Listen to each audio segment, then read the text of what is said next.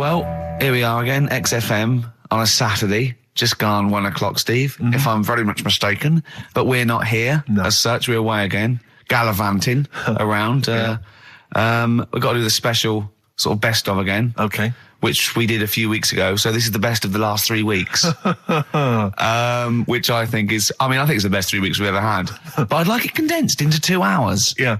Yeah, some great music as well in there. Yeah, there'll be some great music interspersed with fine chat that you've already heard. Yeah. Except this bit. This bit's new. We've actually, out of the kindness of our heart, we've come in last week. Yeah. Yeah. And we've done a few clips just because we felt a bit guilty about shooting off. Yeah. Even now, having heard this link, I'm beginning to wonder if it was worth our time. Yeah. Well, should we play a classic link? Let's play, what, from the last 3 weeks? After this is Feeder. Alright, so, here's the first bit. Yeah. Right, okay, Educating Ricky, part 2. Right. I'm committed to this treatment. Yeah. Is one of them. I've got to go for that one. Yeah? Yeah. Or the other one is the police are causing a bit of a stir. He still says it like it's the best thing he's ever come up with, which the way it is. It could be. Right, go on in. I'm committed to this treatment. Right. Do you know the saying... Is it just sayings now? Are they all sayings? This no, they're not. Okay. No, the other one isn't. Frog in your throat? The saying, there's a frog in your throat? Yeah. I assume it's when you croak a little bit. You sound like a frog. No. Right. Might seem a bit weird, this one, right? But years ago... Oh, yeah. Sorry, well, what is that clue? Committed to this treatment? It's about frogs Kermitted.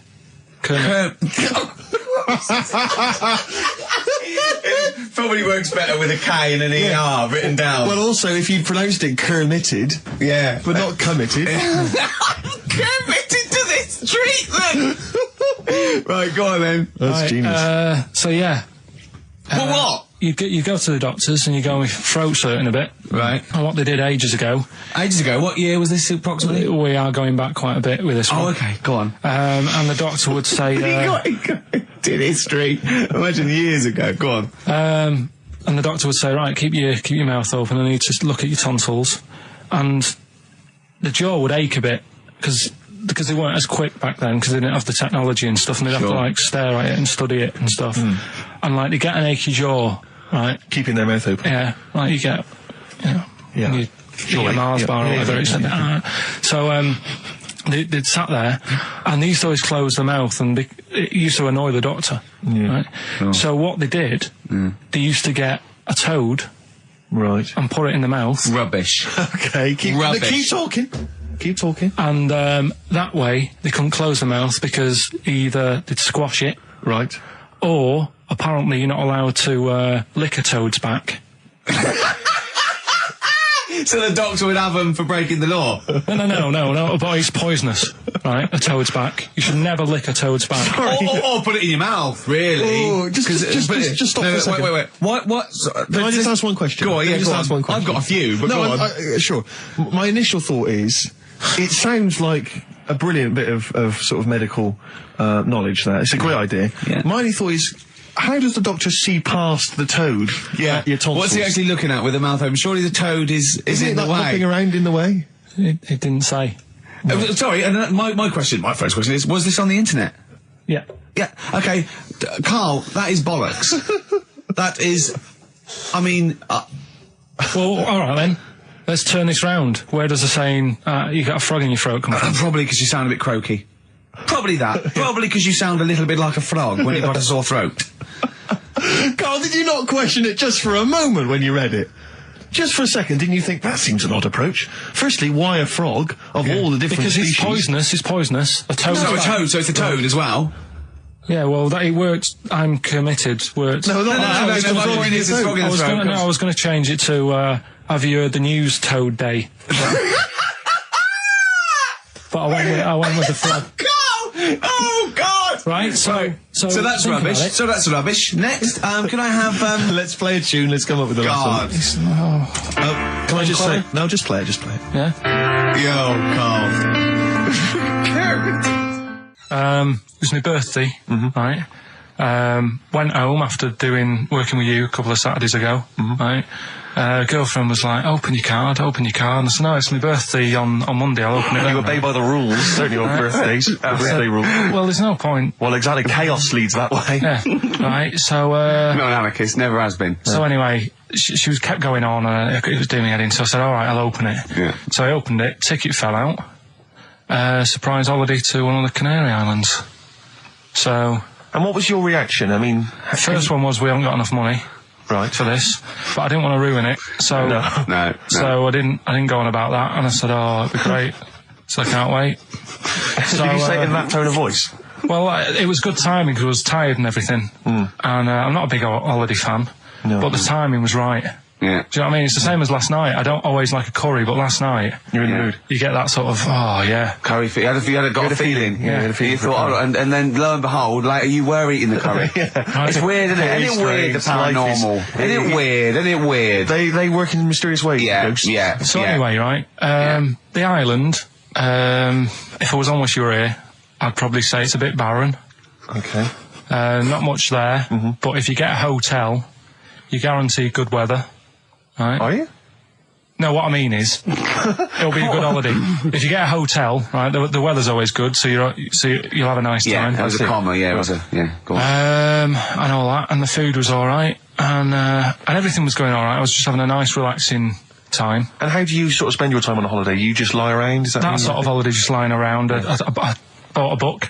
You bought a book? Yeah. Okay, ghosts? No, it was short stories, right? About ghosts? It was about like special days in our time and time before me and stuff. Oh, yeah. And it was like, it was telling you about how in, I think it was 1814, the Thames frozen up. Yeah. And all these stories are told by eyewitnesses. Yeah. Right? So there's some fella who was around in 1814, and the Thames was frozen, and people used to put market stalls on there, and they'd do the shopping. It was like an Oxford Street. Was that Mad Liar Charlie?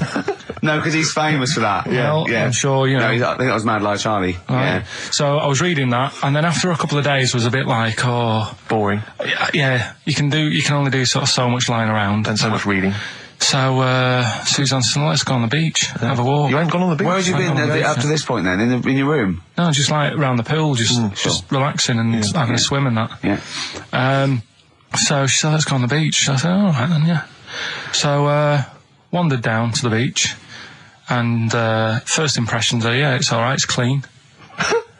Your criteria is so basic, it's brilliant. Hotel, yes. Roof, good. Food, adequate. Beach, clean. Next. So I'm walking along, and everything's good, and there's a woman feeding fish bread, which I thought that's different.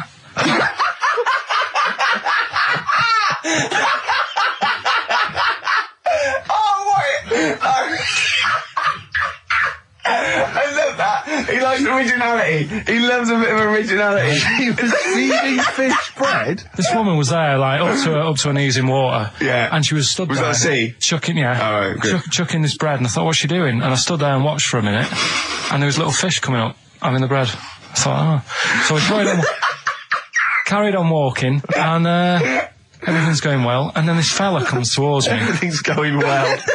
That's I haven't fallen over. Clean feeding bread. 2 points for originality. Fella comes walking towards me. Oi. He's only got no pants on. Oh. So I said, Suzanne, what's going on? Why did he turn to her? Like she knows more than him. So she said, oh, yeah, it's, she said, yeah, it's a nudity. Is this going to be a long story? Could you pour that coffee? Can you give me that coffee over?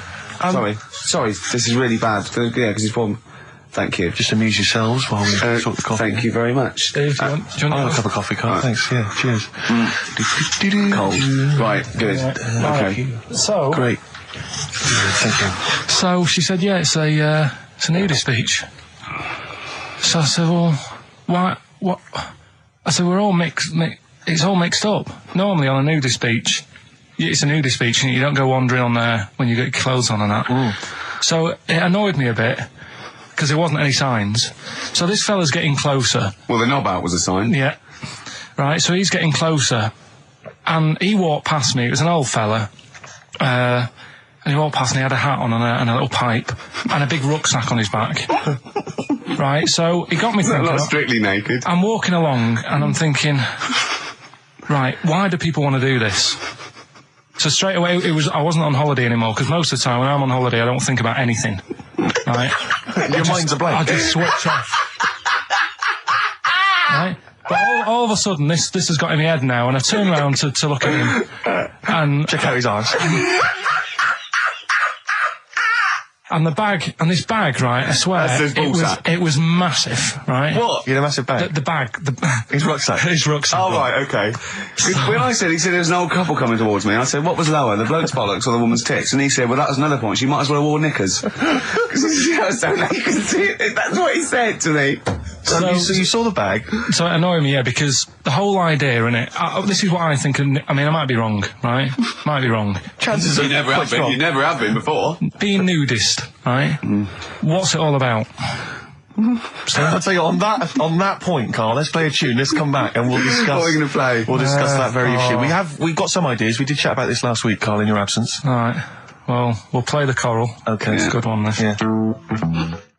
Coral, Dreaming of You, on XFM 104.9. I'm Ricky Gervais, with me Steve Merchant and Karl Pilkington. If you just joined us, Karl is walking down the beach, and a man has just passed him with his knob out. Yeah, his testicles out and his huge bag, apparently. Right. Now, we'll sum this up, you know, quick, because we did talk about it last week. You know, you did call me and tell me some of these things, and we sort of mentioned it last week, but you just want to say just give us your thoughts on nudity.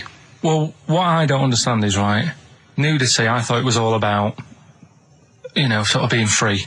Yeah. Natural, letting the breeze, you know, blow around you, and that's all I can think is of like the bonus of doing it.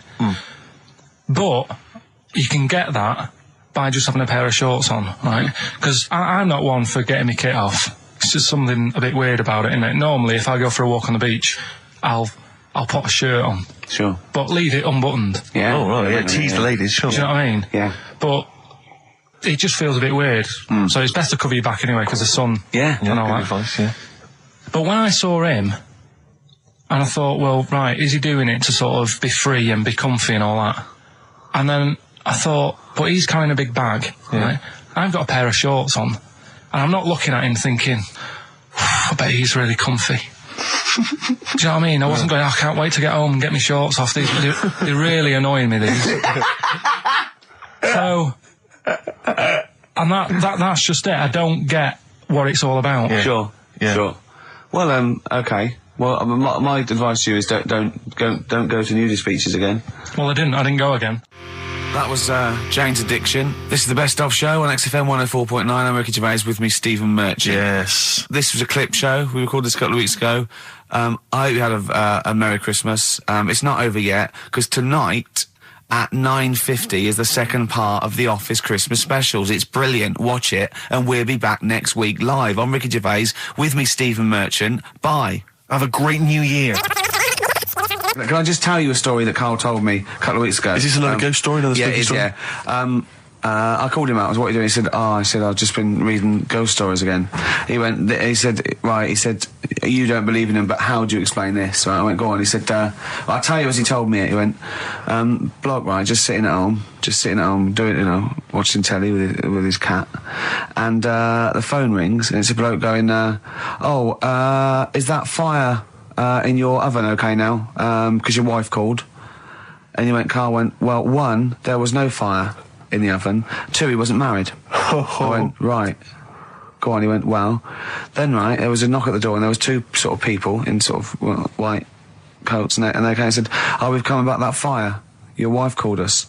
He went, 1, there isn't a fire in my oven, and 2, I'm not even married. Right? And he said, and they saw the cat, and they looked at the cat. It looks a bit weird at the cat came out, nothing.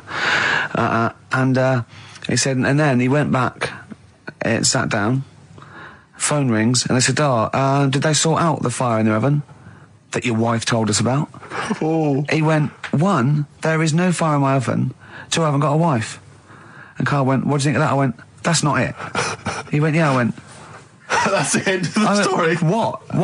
He went, well, how'd you explain that? I went, explain what? I thought he was going to say, a year later we got married, but she died in an oven fire. Right? I thought it was going to be that. And I went, that's what? People winding him up. Yeah, or someone did report a 511, and their name was Johnson, and they looked up Johnson, they got the wrong thing, it was the gas board, and they sent round to the wrong person, right? You know, he went, yeah, I said, I explained it to him, he went, yeah, why did they look at the cat funny? Oh, man alive, Karl.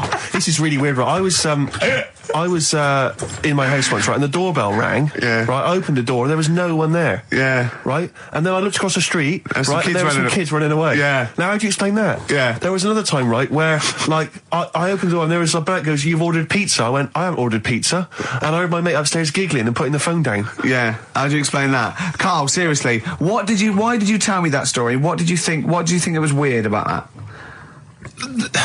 The fact that it was 3 different people. Is this all the information? Is that the entire story? It was 3 different people. Did you fall hassling asleep him and not read the about end? A fire that didn't happen, about a wife that didn't exist, and a cat that didn't look happy.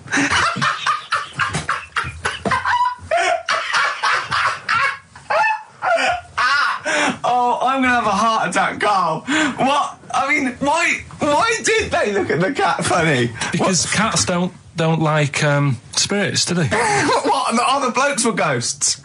Yeah. Yeah, that's it. So these are kind of Beadle About type ghosts. These are ghosts who walk the earth as the undead, just winding people up slightly. That's lovely. That is lovely. Seriously, and a cat that did not look happy. But seriously, why would ghosts wander around just like winding people up? Oh, Maybe something did happen there years ago. Some fire. Some woman might have died in a house of a fire or something. Yeah. And it's sort of all happened again. Bit of a, Yeah, it's certainly a mystery. if you don't it's a mystery. I mean, I can't. What's this book you were reading? You were reading a book, which is interesting enough. It was the For Tea and Times. Oh, Karl. Yeah. Well, I don't know what to say. But we're talking about MTV, right? And I was feeling a bit nervous, wasn't I? About like, you know, the way I look.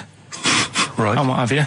And then I watched a bit of Celebrity Big Brother and all the fuss that Mark Owen's getting. And he's not that good looking, is he? He's very. I want to be Mark Owen's mate. If anyone who knows Mark Owen or Mark Owen's listening, I want to be his mate. I think he's brilliant. I think he's a nice lad. But what I'm saying is, right, all the girls go mad over him. Yeah. And he's not that good looking, is he? Well, no, he's got to. He is in a certain way, isn't he? That sort of non-threatening. But he's not stunning, is he? Do you know what I mean? No, but no. Well, what's your definition of a stunning? Yeah. Well, who do you like? Someone who you look at and you go, God, they're good Which looking. bloke do you fancy? What bloke do you think's attractive then? So if I was into men, Yeah. in fact, you can still say a bloke's a good looker without fancying him. Who do you think is attractive? Probably. I mean, it depends what you're looking for. No, just looks. Just looks. You think it's different looks as well. Of course, yeah. Who would you say was Sometimes. attractive? Would you say was like stunning in your definition? A good-looking lad. Yeah. Good-looking lad. Oh, look at him over there. He's.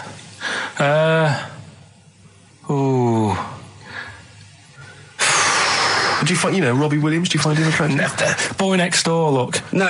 Who do you? Karl, hurry up, because it's we've only got 2 hours. Probably. I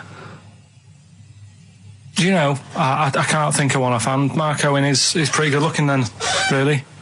There's not. Just name one bloke that you think's an attractive guy. There must be one bloke that you've either met or that you've seen in a pub Who do you think on a is poster. Tell you what. Go on. Tell you what. Works here. Young Alex Zane. Alex! Well, we know Alex, maybe we can fix you up. Oh, I love you, Alex. You've got so I just like the way, the things that interest me, I remember. Things like snakes not having ears and stuff. Yes. I didn't have to read about that. No, you just learned that, yes. You saw it on the telly, didn't you? You saw it on that Ian Wright programme. Yeah. Yeah. And this is what Karl said to me. He said, it's actually, I called Karl up in the week, and Reese was with him. Reese used to be on XFM, and he took the phone, and he went, Karl's worried, I've seen that programme. He said, snakes don't have ears, right? He said, so you can creep up on them and pick them up. And he said, Karl's worried. He said, how'd you ever put them down again? Because then they know you're there. I woke up the other night, quite late. Worried about that. And I said to my girlfriend, I said, how do you put a snake down? And she said, what are you talking about? I said, that Ian Wright thing, this guy managed to pick up a snake. And do you know that thing where they clamp its head on a jar to get the poison out? I do now. Right? They did that, but they didn't show you how they got rid of it, and I thought it could really get nasty, because it's obviously annoyed that you've had its head pressed in the jar. Yeah. Right? They hate that. Now... Especially as it's in front of their mates. When you lift it off, Yeah. right, you've got hold of it. Yeah. If you go to chuck it down, it's going to turn on you. It's going to go wild, isn't it? So, I just wondered. Well, what you do is you never put it down, Carl. Yeah, that's why that bloke has got about 11 or 12 just carrying him. Exactly. Yeah, you never put it down. You sling it. Who cares? You just throw it, don't you, really far? That's not that. I don't think you should throw. But Carl, listen, don't worry. We're not asking you to get involved with snakes. Like I said to you though, the reason I did this was to get that kitchen, right? Now, brilliant. As we speak now, right? Builder's in the flat. He's been annoying me. Of course he has. Of course he has. What's he been doing? When he turned up on Monday, right? Yeah. Wanders in, and the first thing he says to me is, said, "The pub across the road, is it any good?" I said, "Well, it doesn't matter, does it? You're working on the kitchen." Think of saying that to a builder. Probably making conversation. Probably meant, do they do a toasted sandwich? Because I've got a half-hour lunch break, not an hour, like Karl Pilkington. So I'll probably go and get a nice, cheese and tomato sandwich. Is that genuinely what you said to him? Yeah. The first thing you said to him? Suzanne had a go at me saying, "Why have you said that? He hasn't even started on it yet." I cannot believe that. You're unbelievable, Carl. And you say it's us that are rude, crass, I wasn't being rude. I just was letting him know. Do you know what I mean? I know what he knows what he was there for. He had it down on his little docket. Do the kitchen this week. He didn't come there and go, what did I come out for? Was it to go to the pub for a week? Why am I wearing these overalls? Yeah. Who's the little bald mank twat insulting me? Let me just check. Let me call the head office. I wasn't having a go, though. I mean, they should have finished it yesterday, and they're there now, right, on their own. And what annoyed me is they turned up late today. Hold on, Carl, I've just realised something. They're probably listening to the radio. This, I assume, tuned to XFM, isn't it, in your kitchen? Yeah, but they don't know it's me, do they? Do you know what I mean? No. They'd go, he's got a whiny mank voice as well. So's the bloke who owns this place. And the bloke who owns this place, when I said, what's that pub like across the road, said, well, you won't be bothering that. He's working on this. No, he won't be able to put two and two together, will he? You've suddenly, the penny's dropped, doesn't it? You've suddenly realised. Look at his face! Yeah. He's suddenly realised they might know it's him. And they could be listening, and they're going to clean you out, mate. Oh, if you are the builder working in, where is it? I won't say the address, but it's Central London, isn't it? Go mental. Have whatever you want. Opposite that pub that you like, He'll probably be in there now, so he won't be listening. Or insulting a British workman. He should have been in today. Mental. He should have been at 8 this morning, Just which annoyed me anyway. Mental. I really don't understand why they've got to start so early, right? Yeah. But he said he'll be there for 8, turned up at 9:30, right? Wanders in, and what annoys me is, he could have left all this downstairs. He had a paper under his arm, one of those crossword books, and a pot noodle. Now, I'm not being funny, but most of them take quite a bit of time. A crossword book, he's not happy with just the one that's in the paper. If you're listening, if you are the builder that's listening now, doing Karl's flat, what about pissing in the laundry basket? All right, this is Karl, the producer of Ricky Gervais and Stephen Merchant on XFM 104.9. We're playing out some of the best bits. Hope you're enjoying it. Here's another one. So let's take us back a few steps, Karl. What's the story? Right, so I did some research. Right. Let's just recap again. There was a guy you read about who had his head chopped off. He was guillotined. Yeah. He had said to the people around him, I'm going to blink once I've had my head cut off to show the brain that life, can still... Or the brain can continue to work after death. Okay, so we queried that. So you weren't having any of it? Well, no, possibly for a few seconds till the oxygen stops being fed to the cells because the blood has drained away. But, nothing spectacular. So go on. Well, along the similar sort of lines, right? This is quite a few years ago. This fella sort of upset the royal family doing something, right? So they said that this isn't good. It wasn't Ben Out under that Jubilee thing, was it? I can't remember what it was. And they said, right, that was terrible. We're gonna cut your head off. You gotta show people that you can't be doing what you've been doing. What was this? The 1970s? When you say a couple of years ago, you mean maybe sort of... Was it the olden days when the phones weren't very good? Ages ago. Yeah. Ages ago, sure. So yeah, fair enough. Yeah. So... Very philosophical. Yeah, imagine that when you wasn't here screwing around. This was literally ages ago. Yeah, exactly. Yeah, Simon Sharma's History of Britain. Yeah. Oh, and even before that, which is yonks before, when it was all mental and different. Sorry, Karl, go on. So he's having his head cut off, and he's resigned to it. It's a day before. He's kind of got it into his head now that I'm not going to have my head much longer. Sure. So he said, let's make use of this. Yeah. he said, I wonder how long, like, the body can stay alive without my head on it, right? So they were like, oh, I don't know. So, Hoover. So the jailers? Whoever he was asking. These jailers with one eye. Yeah. Get out, pal. So he said, no, wait a minute, I've got an interesting scientific experiment, jailer. Well, fair enough. What is it? So, he said, what I want to do, right, he said, you know, surely it's my last right. You know, I'm gonna be dead tomorrow. Sure. So let's do a test. He didn't draw it out this long, did he? Yeah, he said let's test this out. You know, he said do us a favour. He said, you know, it's my last day. What I want you to do is you're gonna cut my head off. Let's put a white line on the floor. Right. And see if. You know, because there's no point asking how far he can sort of walk without an head if there isn't a line, because you don't know what to count. Do you know what I mean? If he loses his head and he's running around all over the place, you can't really count That's that. not impressive enough, yeah. So they said, let's make a white line. Sure. Yeah. Who said this? He did or they did? I think they started to join in with him and saying, well, let's make this a... Sure. You guess it. Go on. So... they got Norris McWhirter down. The Guinness people. Oh, yeah. So they said, let's get this white line. Yeah. And dedication's all he needs. We'll do this tomorrow. And he said, all right, then I'll see you in the morning. I'll see you in the morning. Night, sleep tight. Bye. I love the fact that Carl knows exactly what was said. Yeah. Oh, that's beautiful. Yeah. He doesn't know the story or what order it is in or when but it he was. knows exactly what was said. But he knows the intricacies. All right then, see you in the morning. Bye. Oh, kissy. Oh, I'm not like that. Oh, you joker. Don't let the bed bugs fly. Yeah. Anyway.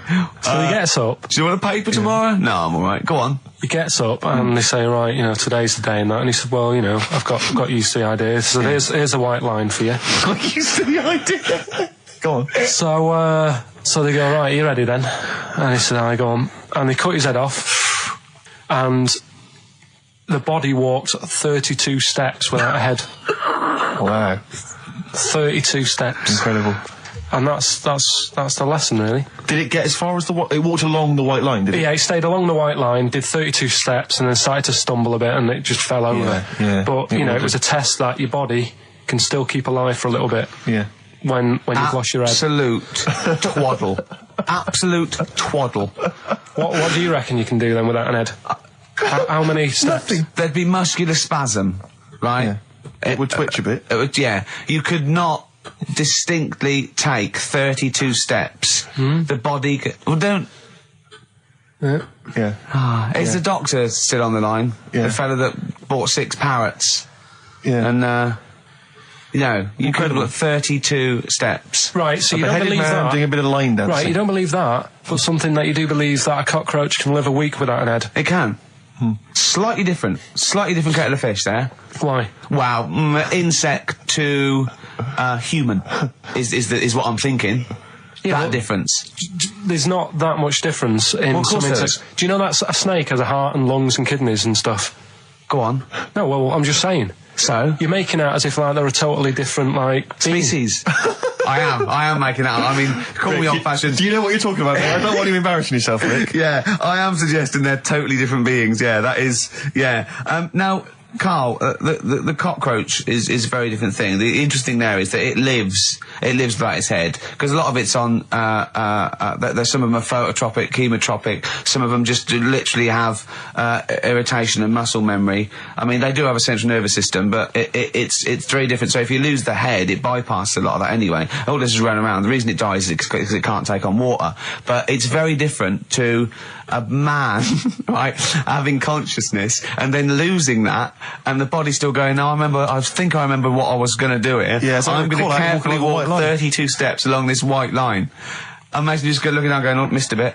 Yeah. Maybe the head was in the corner going, left, left, left, oh, he's now, Well, let's just put it out. I mean, if anyone listening has maybe had a relative beheaded, maybe in a horrendous car accident, but they got up, maybe they went for a walk, they had a little chat before they passed on. Carl. Get in touch. Carl, you are my favourite being.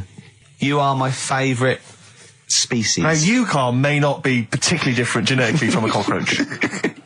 You are. Why can cockroaches do that? Why whoever made them went? Let's play a record. Do you know what? When I told him this fact, I send him little facts on text messages just to inflame his, interest. I just sent him a cockroach can live 9 days without its head. He texted back, "What's the point of that?" Yeah. What's the point of They're that? not doing experiments, these cockroaches. He's a boring last week to have. And he went, and on top of all that, you're thirsty. So it's the worst week of your life, isn't it? That week without your head. Play a record. Play a record, Carl. Competition time next. Oh, look at his little face. Look at his little You've not heard face. Carl's competition. Oh, he could live with that, Ed. Right, Carl, it's a questionnaire about happiness. Oh, yeah. There's one person... Well, that should answer it right where. The first question, Carl, on a happy scale of 1 to 10, where are you on the happy scale? Is it at this moment or in general? Well, I would say generally. Okay. Yeah, but you don't always have to I think I'm happy in that, but I don't always show it. You never show it. No, but it doesn't mean I'm not happy in that. Like, I'm alright at the moment. I'd say I'm probably on about an 8. I was probably at about a 9 when I woke up, right? And then, sort of fell out with Suzanne over a haircut. Yeah. Right? She went for a haircut and came back with something that I didn't like. Sorry, what did you say? So when your girlfriend walked to the door, she had her hair done, you said, I don't like it, alright? She could tell by the look on my face. But don't you say, no, I'm happy with it, I just can't tell. I'm loving it. Because then she won't have it done again. Oh, Carl, I just cannot get over you. I really can't. No, but you haven't seen it. Right? Oh, So then I was fed up, but then I thought... Sorry, what authority have you got to talk about haircuts? Yeah, you had officially from a barber in Manchester above a railway station in a shack, it was £2 a cut, told you have the hair of a Chinaman. Well, you wish you had the hair of a Chinaman now, you got no hair. You're a little bald mank with your mouth open, so don't... Is she listening to this, Suzanne? Sitting at home with a woolly hat on? I don't know. But she knows now, doesn't she? What did you say? What words did you do about it, I just said you look like someone out of Slade. Interestingly, that's what I look for in a girlfriend. Oh, God. Which one of Slade? That one with the funny... Not Dave Hill.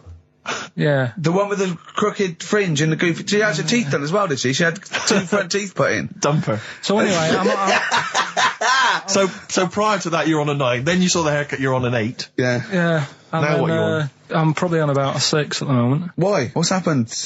Well, while Star Sailor was on, bit more head squeezing going on. So, yeah, about a 5 or 6. So generally speaking, what would you say you're on? About 4. You're on a 4 Alright. What would you give someone who wasn't very happy? What would you give them? What are you thinking, Carl? Depends why they're not happy. They're low, okay, so what would you give them? I mean, depends, doesn't it? If it's someone who's just lost their arms and legs in an accident, you don't give them a lollipop. Sure, or some mittens. Yeah. You give them a hat. Yeah. Yeah. And dare I say it, a smile. A skateboard. Yeah. Yeah. I don't know.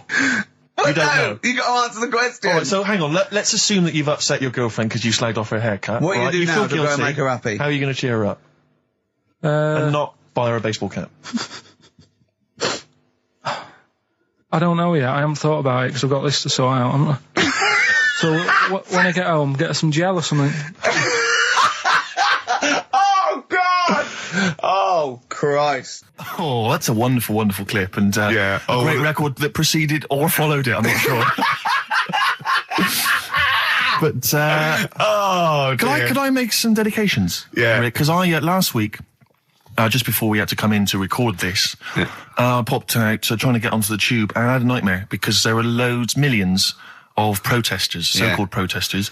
Now, a lot of them obviously doing good work. There was one fella, I think you'd have appreciated it, because I know you are very politically active, and I think this guy has really studied hard, and he's realised the best way to make his voice heard on the international political stage is to ride around on a tricycle wearing a jester's hat. He was really shaking up the bloody government. I wouldn't want to be George W. Bush about now. Not indeed. Once he sees that. Once he sees that guy. Imagine his aides rushing in and going, George W., look at this guy. Where's that? That's in London, England. Okay, call off the forces. Is that a large tricycle? Yeah. Is he wearing a nappy?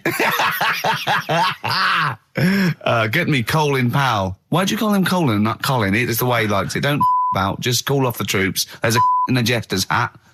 Call the troops off. Just bleep some of those bits. Well, we're running out of time. We've got to get on with the show. It's near the end. I hope you enjoyed it. I hope the scientists stuck in a big, hut in the middle of nowhere in pitch darkness, 10 of them.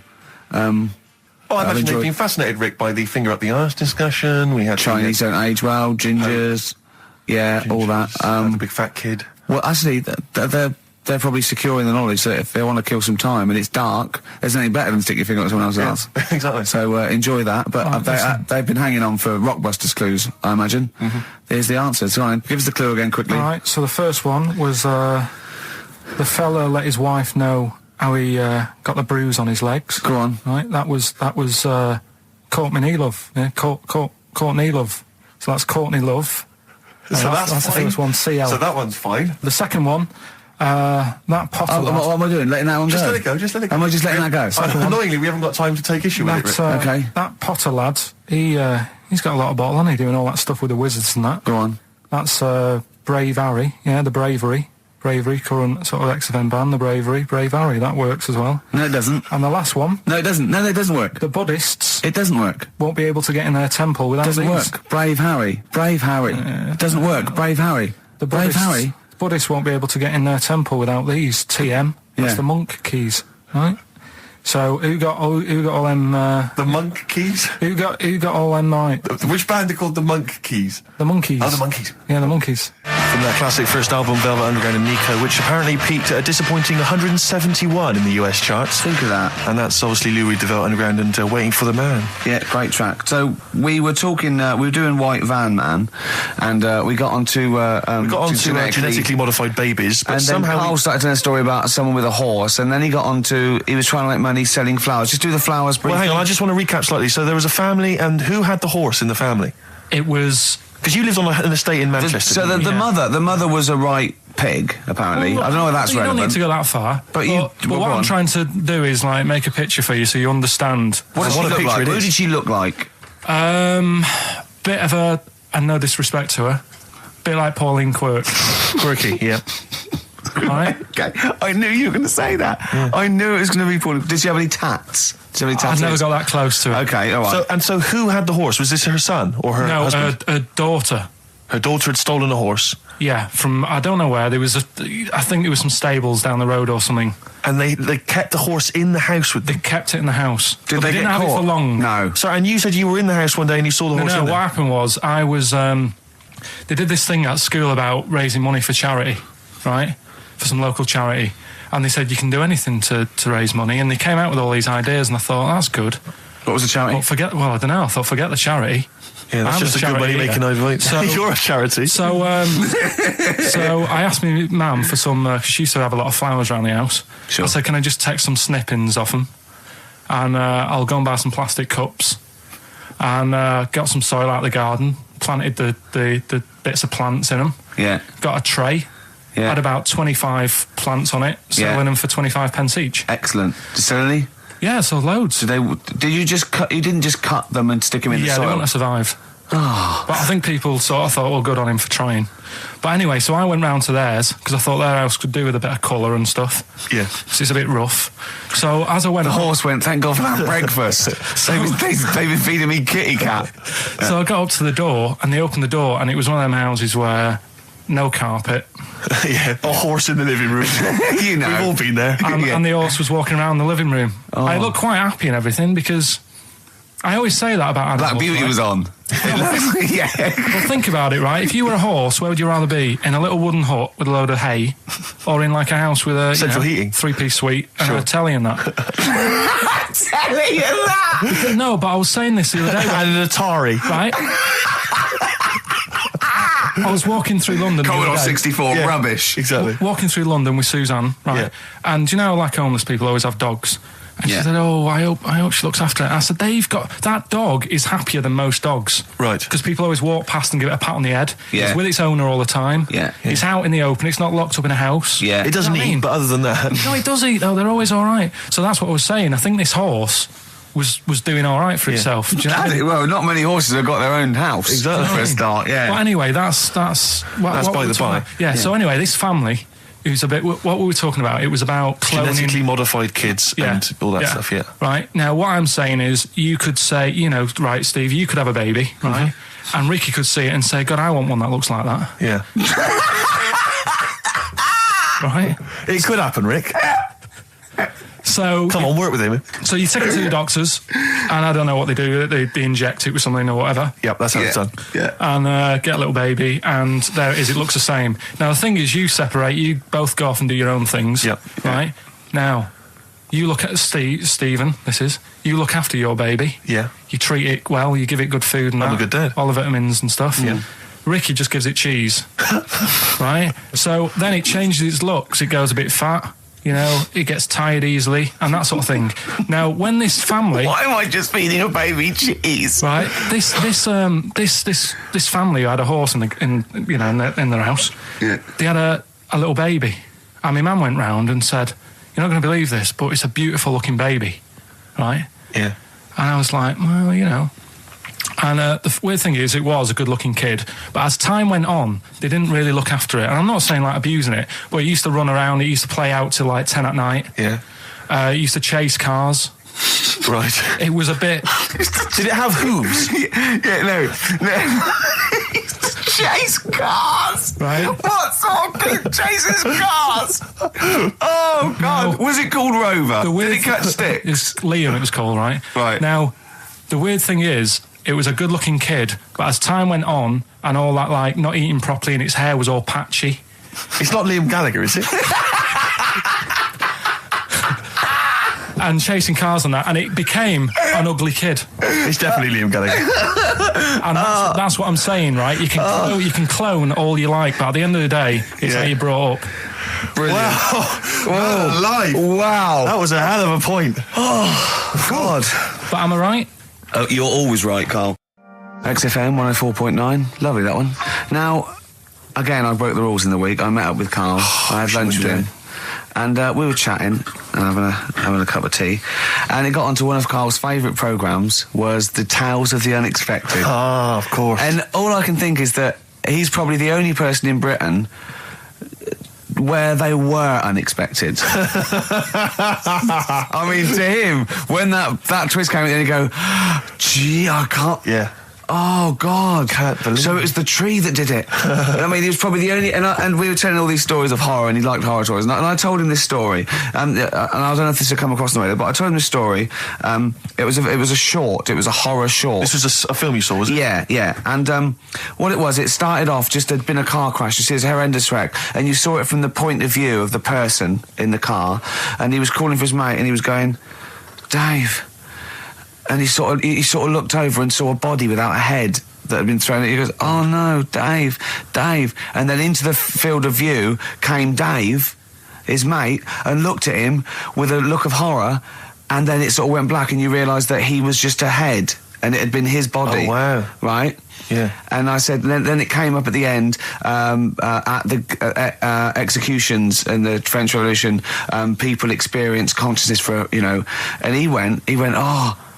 No, he said, it wouldn't be for that long. And then he went, if it was a chicken, it would work. Imagine remaking that film, but it's two chickens in horrendous car crash. Their own fault for driving. It would work.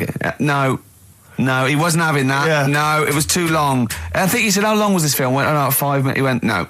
It would work if it was a chicken. I like the way that Carly was something like, when you relate an incident like that, he's appalled and offended and annoyed by the people that made it, even though he's never seen it. Oh, he's annoyed, yeah. Do you have a favourite Tales of the Unexpected, one that you remember particularly that shook you up? Yeah, we were talking about the one on where there's some woman in prison. Have you seen that one? I can't remember them all. Right. This woman's in prison. Yeah. And she gets a bit friendly with the guy who takes the dead bodies out. Right. And he said, I can get you out of here. He said, what you've got to do, right? You've got to, at midnight... When you hear the bell toll, that means there's been a dead body. Yeah, there's been a dead body. So what you've got to do is go into, like, the place where all the dead bodies are, get in the first coffin on the right, and then I'll come along and carry you out and you can run away and escape, right? So she goes, yeah, all right then. So she hears the bell go. I'll bury you, right? And then I'll come back later and dig you up. Right. Yeah, but that's the point. It doesn't matter. It does matter. Trust me, Carl, it really matters. Okay. Listen, I don't know if I'm going to ruin this for people at home. Yeah. Can I just skip to the end? I would imagine that she gets buried and he doesn't come back, and she has to get buried alive. Better than that. So she gets in the coffin, and she's lying there for ages. She's buried. She can feel a bit of movement going on, so she's obviously, being carried somewhere, so she's thinking, this is it, I'm getting out.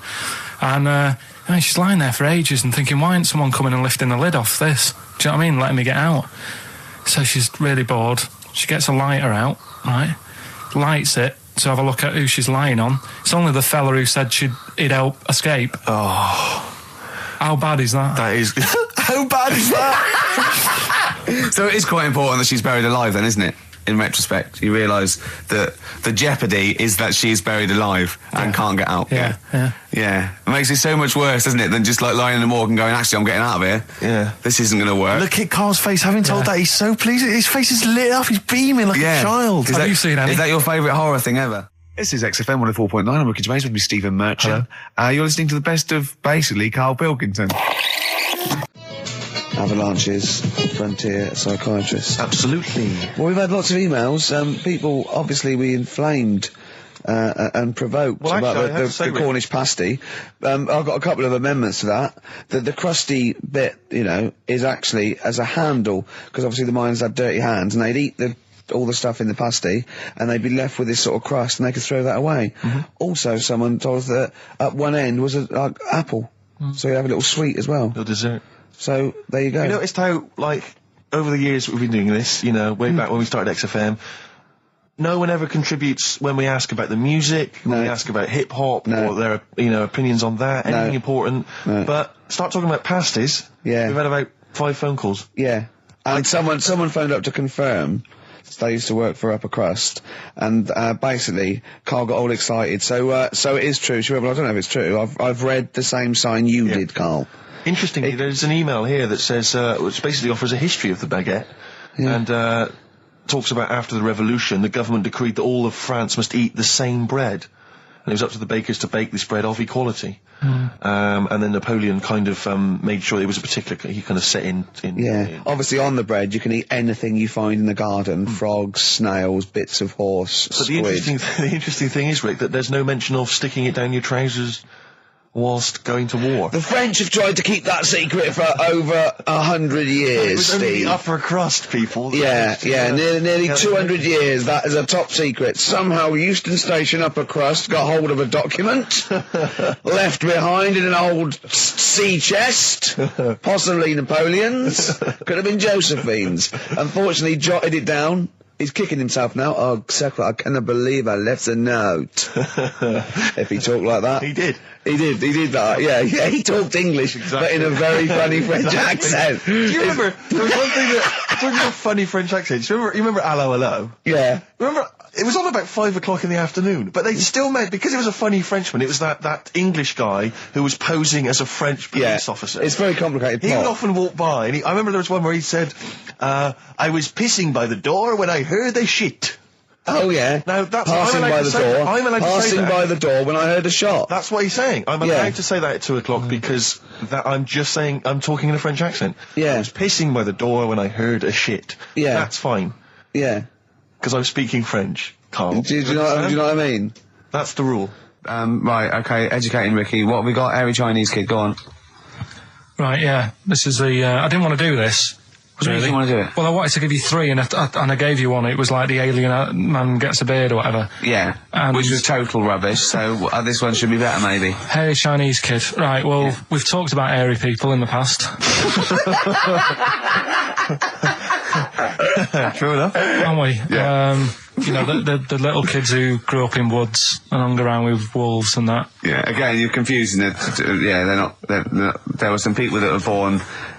very hirsute. They were not the people who were brought up with wolves. Yeah. You just put that together in your Homer Simpson type mind. Right, well, this is like a sort of close to that sort of story. Yeah. But the weird thing is, right, Chinese people aren't that hairy. As a nation, No, seriously, that's a well-known fact. They don't have that much body hair and stuff. Okay. So this little kid who was born over there, he was like covered in stuff. Was he? And it was only his nose that wasn't hairy. The rest of his body was caked in hair, right? And his hair sort of What grew. sort of hair was it? Was thick hair. No, what I mean is, was it sort of like a pony's mane, so he just looked like an Ewok? You know what I mean? Just like hanging down sort of straight, dark hair. In the picture, it looked like it grows from his eyebrow. It grows from his eyebrows quite thick, and then it just goes all the way over his head. You don't think it was just really long eyebrows that he'd done a comb over? No, it was all over his body. It had a picture of like his back and that. Yeah. And Had he styled it? Had he styled it at all? Did he have it in a quiff or? no, it was just hanging everywhere. all over him. Yeah. And they were like, this is a bit weird happening in China, where we're not normally that airy. That was the scientist speaking there. Yeah. And the local press and that were getting him down, calling him Monkey Boy and all this. Oh. And Thinking Chinese press. but the doctor, Yeah. Oh. They're cruel, aren't they? the It's like those doctor, game shows. That's Japanese, isn't it? Yeah. That's what. Yeah. and the doctor said, I was talking through all that time while we were just like talking to each other then. Because I turned round and I still saw he was talking. Go on. So anyway, the local press came down to see the hairy boy, the monkey yeah, boy. and they were like being tight, taking the mickey out of him, and the doctor said, Throwing him nuts. he's only airy. Said he's a healthy young kid. The only faults he's got is he's got a little bit of eczema and a boil. And he said everybody should just treat him the same, and I think he grew up a healthy kid. Yeah, so that's the. That's the end of the story. That's not a story.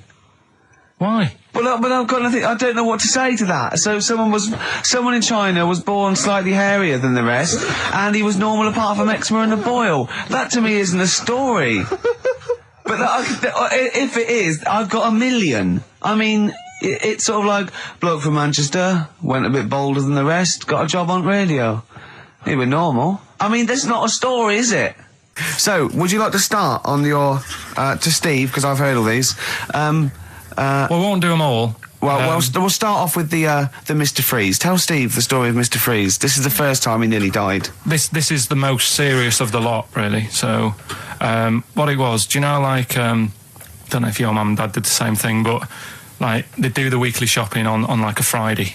Yeah. So when you got to Thursday, there wouldn't be much stuff left in the cupboard. It'd just be like, your Jacob's crackers and stuff like that.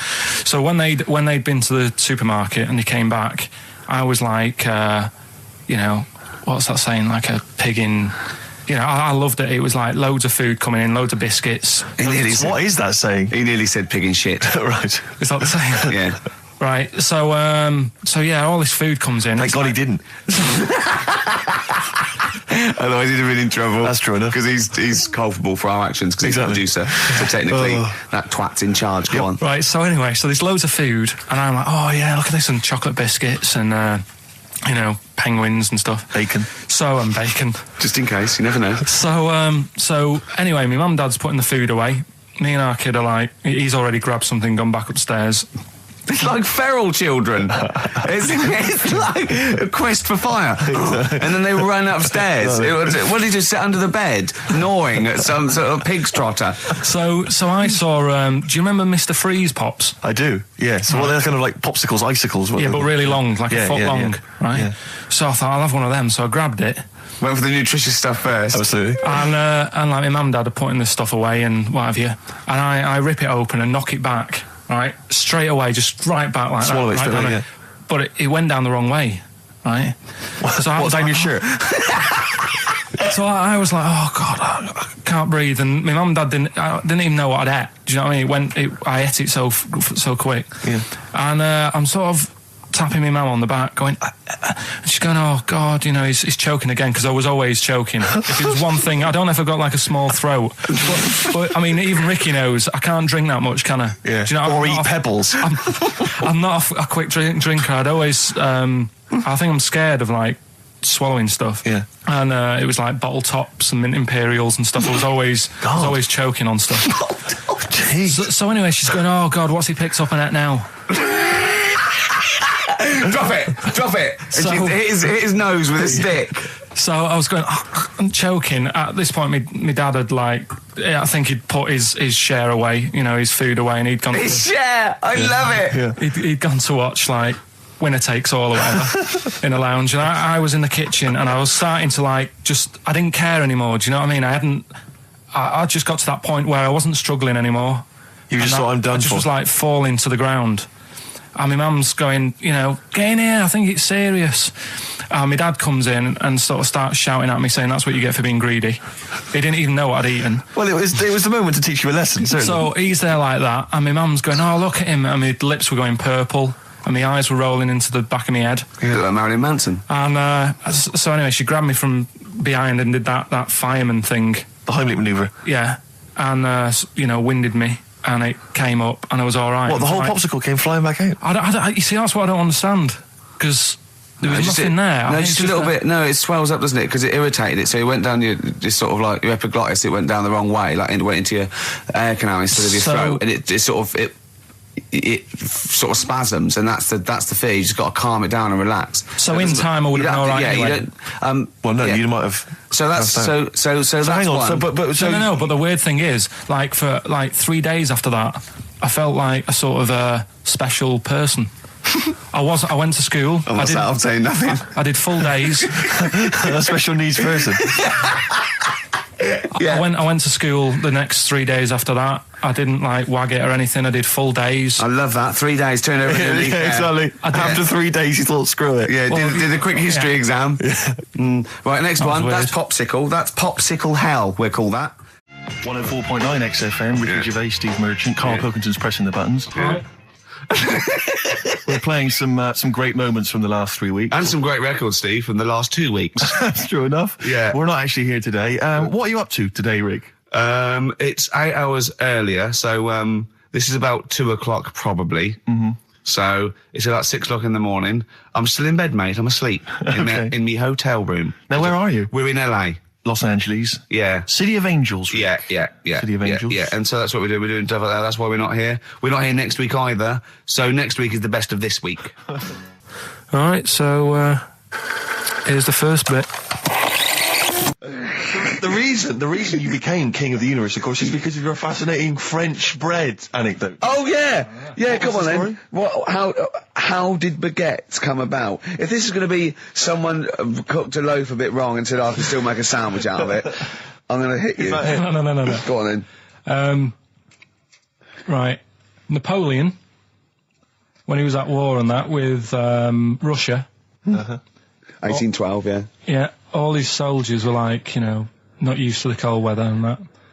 So they said, take some clothes in your bag with you because it's going to be nippy out there. So they put all the clothes in the bag. Sure. They were told. It's Napoleon, for Christ's sake. No room for any food. You're joking. So couldn't they make some sort of sandwich? No, it wouldn't fit because of all the clothes. You had to take extra gear. Sure. So, anyway... I can see where this is going. I'll be honest. Is there a baguette-shaped gap left in their holdall? They thought, let's make some bread that you can fit down your trouser leg. What? That's not true! No, it's not. I read it in Euston train station. I was waiting to go back to Manchester. Where did you read this? Scrawled on the wall in graffiti? Yeah. Do you know was it also meet me here for cock fun at 12 o'clock? The Upper Cross Sandwich Shop, Euston Station. It's on the wall. What do you mean it's on the wall? Do you know it says sail on at Dixon's, whatever? Yeah. Next to that, there was a bit of information. Once you've read the stuff on Dixon's... I get information. There's a big thing about the history of the baguette. I read it and I thought, we got to make a sandwich we can spit down our trouser leg. But how can you march and fight with a huge piece of bread down your trouser? Although it would be intimidating. You see them coming, you go, sacre bleu, look at the size of them. They're big fellas. Well, blimey. I can't help but feel that could be a practical joke at your expense. Yeah. Do that. Well, the Earl of Sandwich... Do you ever question anything you read? If it's printed up, is that, fact for you then? Well, it's not funny. I mean, if they were trying to be funny, it's it's not, is it? So it's information. Have you heard us? Things sometimes want to be funny when they're not. That's exactly what happened with the sandwich. The Earl of Sandwich wanted something he could fit down his pants. And it was those triangle cut sandwiches wrapped in cling film were perfect. You might be right. You might be right. I am. Because the Cornish pasty, so they could drop it down the mines, isn't it? Is it? They wrapped it up they wrapped up meat and vegetables in pastry, and they sort of crimped it, and it was and they dropped it down the mine, so. Yeah, that's how that came about. And bagels were originally made so that people could play hoopla, but then eat afterwards. I don't know if you're aware of that. That is true, Carl. Well, anyway. Call my bluff. Is that true? Yeah. They're all true. They're all true. Yeah. Tell your kids that when you have them. Yeah. You know, if they're still alive in a million years. Well, it might be true. Can someone confirm that baguette fact, that it was so Napoleon could stick it down his trousers? Not him, his soldiers. His men. Yeah. Fascinating information. Fascinating bread information, Carl. Radiohead. Yeah, now this is my song for the lovers. It's a beautiful track. It's Let Down off OK Computer. It's one of my favourite Radiohead tracks. It's lovely. Right, set the tape going now if you want to tape these songs. And just remembered recently, actually, I was on a train coming back from hometown Bristol, and I was on the train, and this girl walks on, good-looking girl. I thought, hey up, largely empty carriage. I'm thinking, my luck's in, you know, because I take every opportunity, Carl. That's the thing about me, you know. I don't choose. She was a good-looking girl. She sat down. I thought she sat down right near me. I thought, brilliant. As this guy comes up behind her, and says, I think it's probably a boyfriend or something. Sits down next to her. And I listened in on the conversation, you know, obviously, because I'm pretending to read. It was very clever. I read the same page for hours. I was pretending to listen. I was listening, but pretending to read. And I realised that it's not her boyfriend or anything. It's just some guy she's met on the platform. And I'm thinking, brilliant. If she's the kind of girl who's just going to start talking to someone, you know, on a platform, on a train, brilliant. I'm going to be in here. Because he was only going one stop. So I'm thinking, what's the worst that can happen? He'll nick off. You know, I'll get chatting to her. You know, and who knows? I could join the... is there a train equivalent? Foot High Club. The Foot High Club, brilliant. And so I'm excited, you know, I'm listening in. And it turns out that they're both kind of graduates who've just finished university, or they're coming to their finals or something. And they're chatting away, you know, and he's making a couple of witticisms, you know, and she's kind of tittering at his jokes. I'm thinking, well, I'll tell you this, if she's laughing at this kind of material, I am going to blow her away, you know, with my kind of anecdotes and wry observations, you know. Yeah. It was weak stuff, I got to be honest. Really? He was coming out with nothing. He was running on empty, as far as I'm concerned. Yeah. And she was loving it. So I'm thinking, brilliant, I'm going to be right in here. And then they get moving on to higher brow things, you know, and I think she was going to study kind of Marxism or something like that, or communism, something. And she was asking him, you know, by way of conversation, she was asking him what he knew about Marxism, you know. And he was fumbling for his vague knowledge of it that he had in his life. And I'm just sat there thinking, yeah, come on, love, in any given capitalist environment, the proletariat will revolt against their oppression by the bourgeoisie, and after a brief period of socialist rule, emerges a classist society governed by community cooperation. Well, if that sort of talk wouldn't get a woman hot, I don't know what you'd use then. If Marx and Engels is not going to get a woman sweaty down below, then nothing is. Then my name is not Steve. You're just biding your time. Exactly. I'm just going to go in for the kill any minute. Yeah. So anyway, it comes to his stop. Right, he gets up. I'm thinking this is a piece of cake, and he gets off, and off he goes. He walks off, and I'm thinking brilliant. And I thought, I'll wait till the train's pulled away. I'm not going to leap in straight away. No. And he comes back along the carriage, and I'm thinking, hang on a minute. He goes, listen, do you mind if I give you my email address? Oh. Right, and if you want to get in touch, email me. I'm thinking, come on, you loser, get off now. Save your face, please, before it's too embarrassing. She accepts the email address because she obviously doesn't want to hurt his feelings, whatever. I'm thinking, fair enough. She's a good woman. I'm liking her. I'm loving her. I'm thinking that's my kind of girl. So anyway, he gets off. I'm sat there, the train pulls away. I'm thinking, I'll wait a few minutes, you know, I'll just, give it some time. Her phone rings. It's her friend on the phone. And she starts saying, and I was listening in, and she was going, just met a guy on the train. I'm thinking, that's true enough. She goes, he was a good-looking guy. I thought, you're having a laugh, love. To be honest. Because I was looking at him, and she said to her friend, he looks a bit like tennis player Boris Becker. I thought, you should be so lucky, frankly, because I saw him. He had awful facial hair, if that's what makes him look like Boris Becker. Terrible little goatee beard. It was laughable. I thought, I don't know. And then she goes to thing, and she's like, I met him, we got chatting and stuff, you know. And she was going, it's not often that you meet someone, you know, generally in life, who's, you know, kind of thoughtful and intelligent and funny. I thought to myself, I'm not even going to waste my time with you, love. Frankly, if that's what you thought of him. You just walked away. And I'll be honest with you, I didn't even bother talking to her. No, you were just didn't even waste my time with her. If she thinks that bloke is not only great looking, but funny and intelligent, and she got on well, and he was polite, and it was a chance meeting, and he thought, and she thought that you were like a freaky looking dork who didn't even have the nerve to speak. That is what she thinks, then I don't want to know her. I couldn't. You walked away, and good luck to you. And I have my dignity intact. Yes, and she's nothing. I love the fact that in pole position, in positions 1 and 2 of his favourite films of all time, it's The Elephant Man and Cares. Yeah. That's brilliant. Yeah. Go on. All right. Am I leaving the mics open a bit when this is going out? Yeah, let's have a listen. Yeah? All right. So don't talk then, right? Just put that hot dog down, Rick. And this is the bit in Kes where it's the teacher and he gets up and he has to Glover. talk. What's his name? Is it Brian Glover? No, it's the other teacher. The other one. Anyway. Right, go on. All right, so here we go. Things that had actually happened. I've got another one. What about you, Casper? Casper! All right. All right? All right. You haven't been listening to a word I've said, have you? Yeah, I heard some of it. Yeah, you. Some of it? Just. Stand up. Always somebody, isn't there, eh? Right, now you're going to tell us a story about yourself. What sort of story? I want you to think of an incident that happened to you sometime in the past that is true and that you think will interest the rest of the class. All right? All right. What about I work on a radio show at the weekend. Well, are you going to tell us about it? I'll just do. It's 2 hours, and it's with Ricky Gervais and Stephen Merchant, and just sort of play music and tell stories and stuff. What kind of stories? Well, whatever. Like last week, it was science. We were talking about this lad who was growing a knob on his arm. So it's weird. It's tricky, sir, because like with Ricky, he gets bored quick and he won't listen to the stories, and he'll start squeezing my head. All right. I'm not interested in what he does.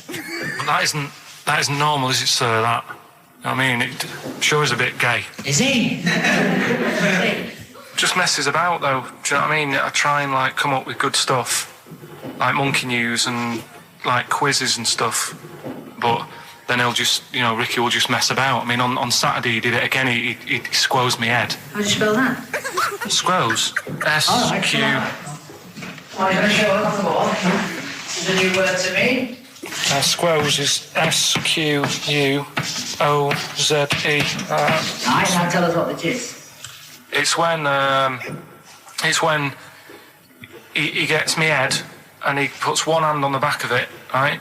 And he puts the other hand on the front of it and he just sort of swivels it. Swivel, right down the front. Oh, swivel's it's spelled S-W-I-D.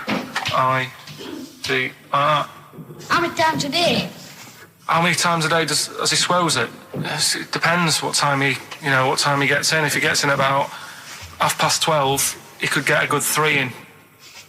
But I think, I don't really want to talk about. You've done enough, don't you? Well done, Billy. Big round of applause.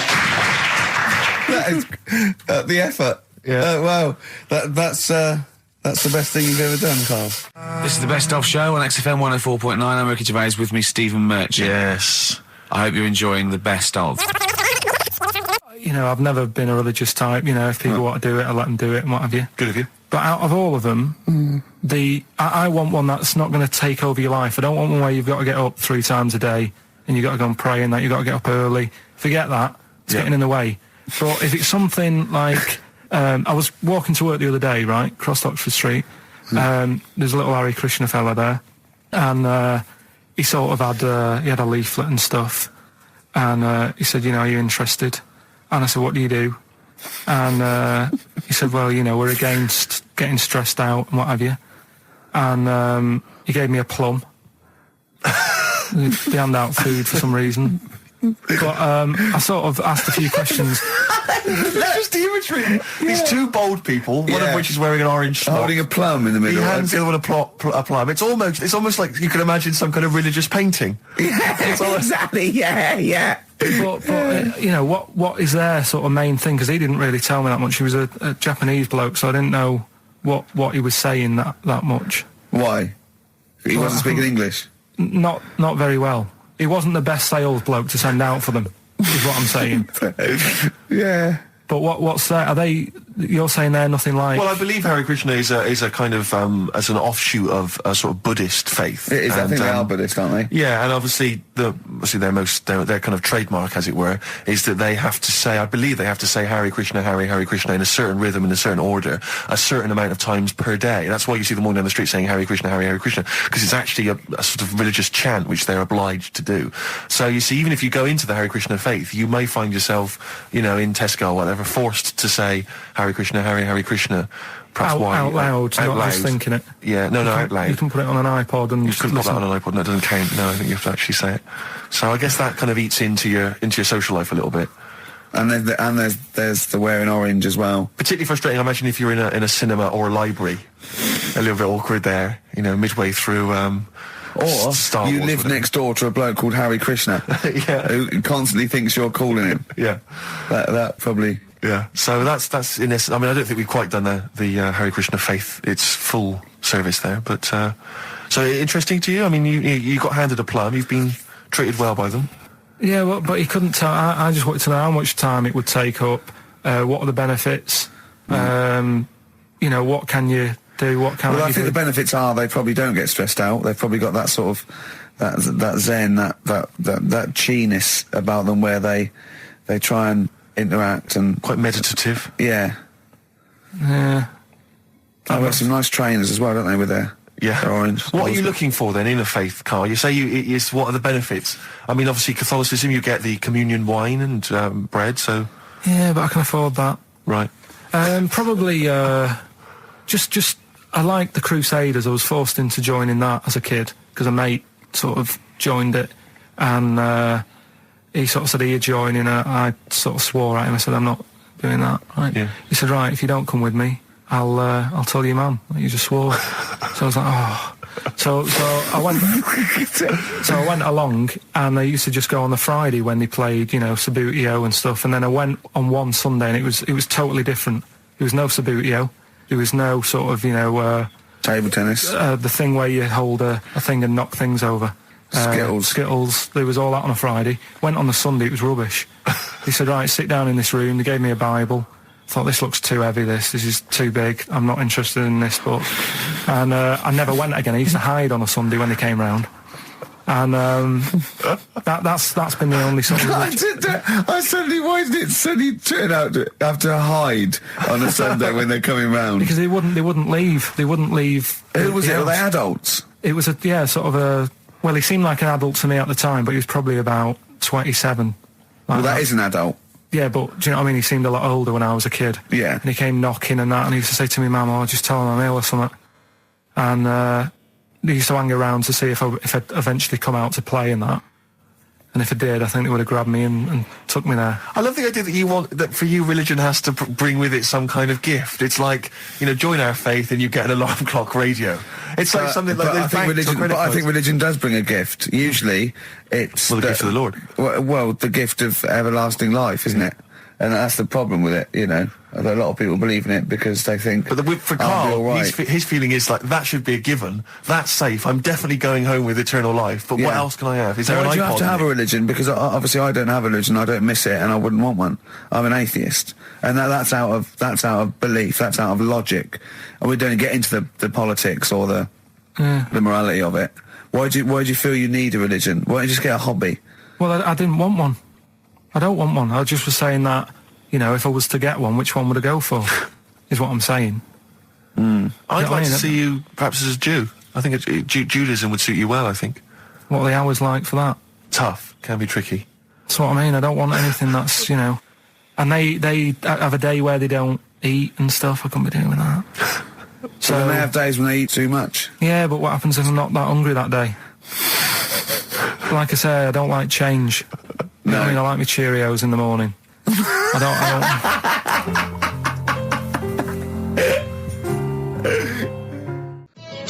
Avalanches, frontier psychiatrists. Absolutely. Well, we've had lots of emails.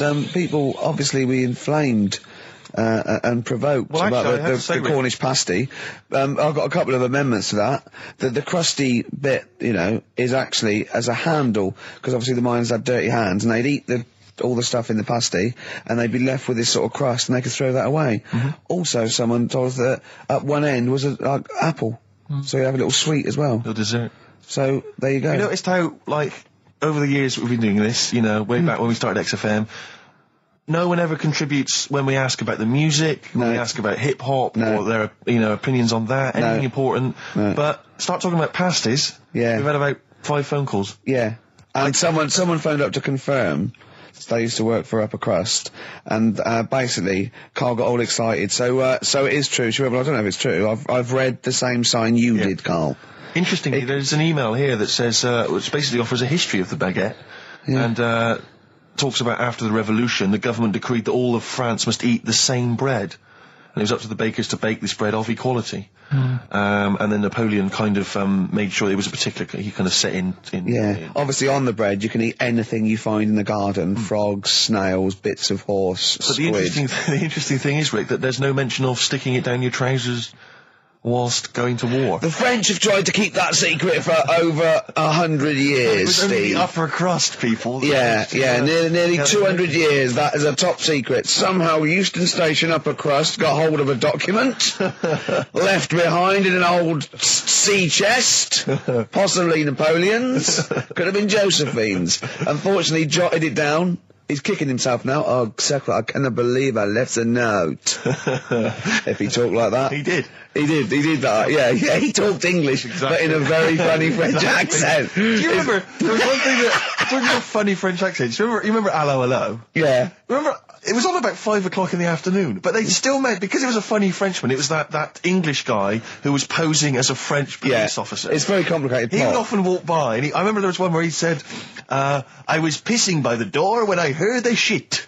Oh yeah. Now that's passing by the door. I'm allowed to say that. Passing by the door when I heard a shot. That's what he's saying. I'm allowed to say that at 2 o'clock because I'm just saying I'm talking in a French accent. Yeah. I was pissing by the door when I heard a shit. Yeah. That's fine. Yeah. Because I'm speaking French, Karl. Do you know what I mean? That's the rule. I'll tell you something I do know. Go on. Right. But I can't really get a question out of it. Go on, just tell us. There's a shadow somewhere. It's already good, isn't it? I'm loving it already. No, right. There's a shadow. I think it was in America. Yeah. And it's on a quiet road. I'm guessing somewhere like Boston. That's what I imagine. Okay. Right? No. Somewhere like Boston. And people at night used to see this shadow moving about. And they'd go, what's that? Right.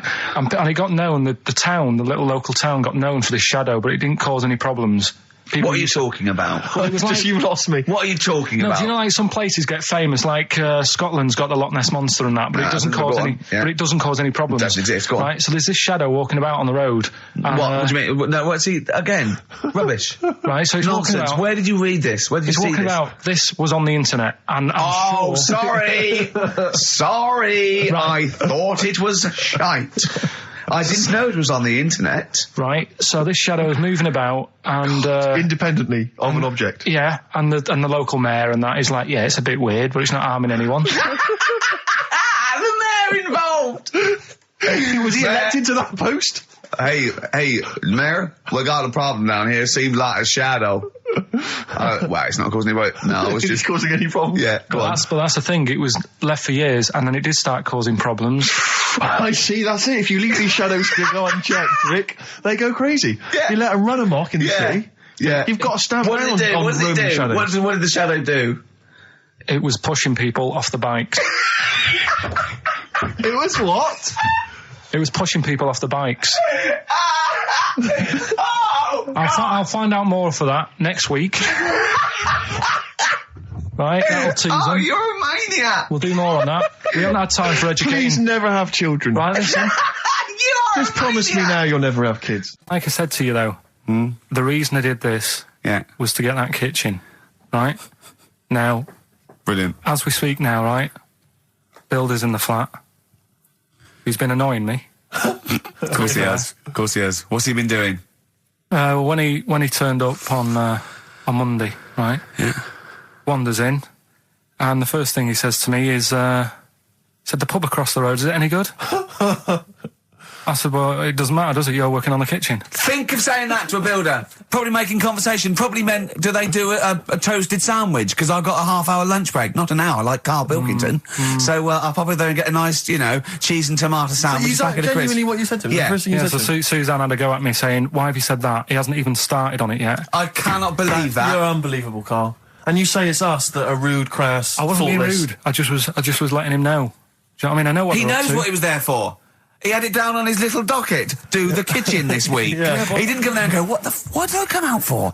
Was it to go to the pub for a week? Why am I wearing these overalls? Yeah. Who's the little bald mank twat insulting me? Let me just check. Let me call the head office. I wasn't having a go, though. I mean, they should have finished it yesterday, and they're there now, on their own. And what annoyed me is they turned up late today. Hold on, Carl, I've just realised something. They're probably listening to the radio. This, I assume, tuned to XFM, isn't it, in your kitchen? Yeah, but they don't know it's me, do they? Do you know what I mean? No. They'd go, he's got a whiny mank voice as well. So's the bloke who owns this place. And the bloke who owns this place, when I said, what's that pub like across the road, said, well, you won't be bothering that. He's working on this. No, he won't be able to put two and two together, will he? You've suddenly, the penny's dropped, doesn't it? You've suddenly realised. Look at his face! Yeah. He's suddenly realised they might know it's him. And they could be listening, and they're going to clean you out, mate. Oh, if you are the builder working in, where is it? I won't say the address, but it's Central London, isn't it? Go mental. Have whatever you want. Opposite that pub that you like, He'll probably be in there now, so he won't be listening. Or insulting a British workman. He should have been in today. Mental. He should have been at 8 this morning, which annoyed me anyway. Why? I really don't understand why they've got to start so early, right? Yeah. But he said he'll be there for 8, turned up at 9:30, right? Wanders in, and what annoys me is he could have left all this downstairs. He had a paper under his arm, one of those crossword books, and a pot noodle. Now, I'm not being funny, but most of them take quite a bit of time. A crossword book, he's not happy with just the one that's in the paper. If you're listening, if you are the builder that's listening now, doing Carl's flat, what about pissing in the laundry basket? Okay, 104.9, Ricky Gervais, Steve Merchant. We're not actually here. It's the best of. Look at his face. It was really light, right? We've had the parrot, right? These are things that I found the parrot. Right, I've told you about the dog in the car wash. Right, you didn't tell me about that. You said there's a car wash for a dog. That's all you told me. Yeah, but the parrot, you said there's a parrot. What? It's a problem at funerals. Yeah. That's nothing. That's nothing. Do you understand? And they used to eat cats. What else have we got? There's an elephant in India with sore feet. Why? There's an elephant in India with sore feet. No, I'm interested. Why? Tap dancing. Why? So, I didn't write that He's trying to break Roy Castle's record. He's still going. Go on, what is it? Think. It's an elephant, and it was really old. It was about 76. Right. And it had sore feet, because it's old, and they don't make stairs and the roads are bad and that. Yeah, go on. They said, what are we going to do? And the town was like, we're used to seeing it around, it's part of the thing, we don't want it to have sore feet. Yeah. So they got some slippers made for it. And it had like a picture of the elephant looking happy wearing some slippers. I love Carl, his world. Think of it. Where did you see this picture? That was on the internet. Right. That's a lesson, though, for any elephants listening. Don't wear stilettos to work every day, because you can do your feet in. So that don't elephants have really bad memories? No, they have really good memories. Oh, do they? Yeah. Oh, well, that's good then. No, I just thought they'd forget where they put them. I thought there was something about elephants having bad memories and that. It goes on, where's my slippers? Yeah. I'm sure I left them by the test. So sorry, there's an elephant walking around wearing slippers? Yeah, that's in India. What kind of slippers? Those sort of old man ones with the sort of checkered round ones, I imagine. Yeah. Big round ones. There was that going on. And is it happening? Is it happier? I mean, does it feel more satisfying? It looked it. Did it look? How can you tell for elephants, please? What else is there? There was a woman who's had a breast insured for 150 grand. Right. Okay. Any more information there? What? Third party fire and theft? Don't know. It had a picture of her with them out. I just thought, he should get them covered. He's done another real joke. Brilliant. That's a proper joke. He's done. Look at his little face. He smiles. I'd like to see you on one of the sort of TV panel games. If they could bring back sort of celebrity squares, he'd be amazing as the centre square. Oh, that would be incredible. Or on that countdown in Dictionary Corner. I imagine him in Dictionary Corner. I'd come up with cat. If that helps at all. Yeah. Memblent. Yeah, what does that mean, Carl? Just anything you want it to mean. What I've got, there's a dog that's got a cough in Singapore because it smokes 20 a day. Right, okay, another one. No, it's the last one in it, so we'll save it. The last one we've got is... Last week when I did Do We Need 'Em, do you know when I called up one of the museums in a science museum? Yeah, are you talking to me? Yeah, I'm just saying, I wanted to tell you before when the song was on, but you're so busy listening to it. Yeah, was I so busy listening to a song I was playing? Yeah, but we're doing a radio show, aren't All right, we? what's your point? Well, I just wanted to say she emailed in to say I got her name wrong, so I'm just apologising for that. What did you call her? I think I called her Jessica. What was her name? I don't know, I've got it on email somewhere. What? This is not an apology! No, I'm You've just got saying... it wrong again! You've not even said her real name. How is that an apology? Well, I read the email, so, yeah, I Who are you apologising to? I think her name's Jackie, I think. Oh, you've got it wrong again, haven't you? Well, anyway, and she just said if you want to see dinosaurs and that, go to the museum. You were complaining about that as well, weren't you? You went to a museum and there was too many dinosaurs. He said you just need 4. No, well, Steve, have you been to the one in Knightsbridge? I think this so. One that I called up, right? It's nice. You go in, you get a good collection of stuff. You walk in, there's 3 or 4 dinosaurs. You've had enough, right? I went into New York, right? I went to the museum there, hundreds of them. You can't move for dinosaurs. Yeah. It's almost like they're responsible for them being extinct. There's loads of them. So all I'm saying is, if you want to see a dinosaur, go to the one near Knightsbridge. They've got a nice selection, some old vases and stuff. It's worth going. So, Carl, you're a second-time buyer, aren't you? Yeah. Bought one in Manchester. Lost $7,000 on that one. Well, don't buy in Manchester. No, it's a good flat. It's just it wasn't. I didn't buy it to sort of make money. I thought I was going to be living there like all my life, and then a job came up here, and it was like, oh. You bought your first flat in Manchester. You assumed you would be living there for the rest of your life. Well, I wasn't in a rush. Play record. You're an idiot. Hang on a minute. So have you got a property portfolio? Have you got the 2 houses now? No, I've got rid of that one. Oh, you sold that one? Got this flat. £7,000 Got loss. this flat. I'll tell you something that is interesting. Hold on, though. What? £7,000 lost. Yeah. It's a flat in Manchester, but it could only cost about £8,000 anyway. Right, Steve, something they do now, right, they've got to do by law when you're buying, right? I was looking at one in London, right? It's haunted. They've got to tell you now. Right, don't talk shit. I'm telling you Play now. a record. I'm telling you now. Yeah. There's no such thing as ghosts. That is ridiculous if that appears on a legal document. Right, if there's anyone who sells flats and that, does that for a living. Yeah. Right, email in, because I'm telling you now, that is a fact. She sort of dropped it in. I said, oh, nice feel here. And she said, yeah, well, that'll be the ghost. Just dropped it in, that's all they've got to do. And then I was like, what? And they went, oh, yeah. That's all I've got to do, is it? So that's the legal thing. Did you drop it in? So in court you go, did you drop it in? Yeah, I dropped it in. Play a record, you're an idiot. Did you have to have that thing done where they say, what side do you wear your member? What side you dress? They don't say what side you wear your member. That would hardly be a euphemism, would it? So they say, what side you dress, sir? It means what side your little John Thomas leans, doesn't it, on rest, usually to the left, isn't it? Your little left testicles. If I said to you now, what side do you wear? Hang on. Do you know? It would be left.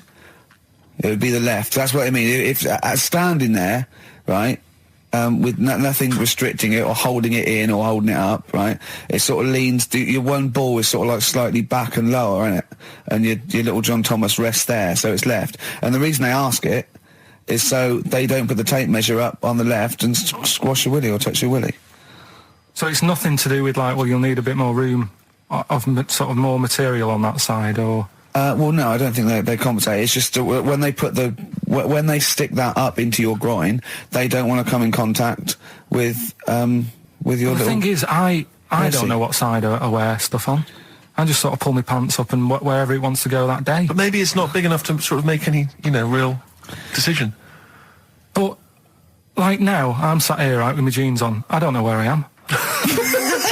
Well, that's clear from hearing you talk. No, but what I mean is, if a fella said to me, what side are you, what side's your member on? Member? What is this the use of the word member suddenly?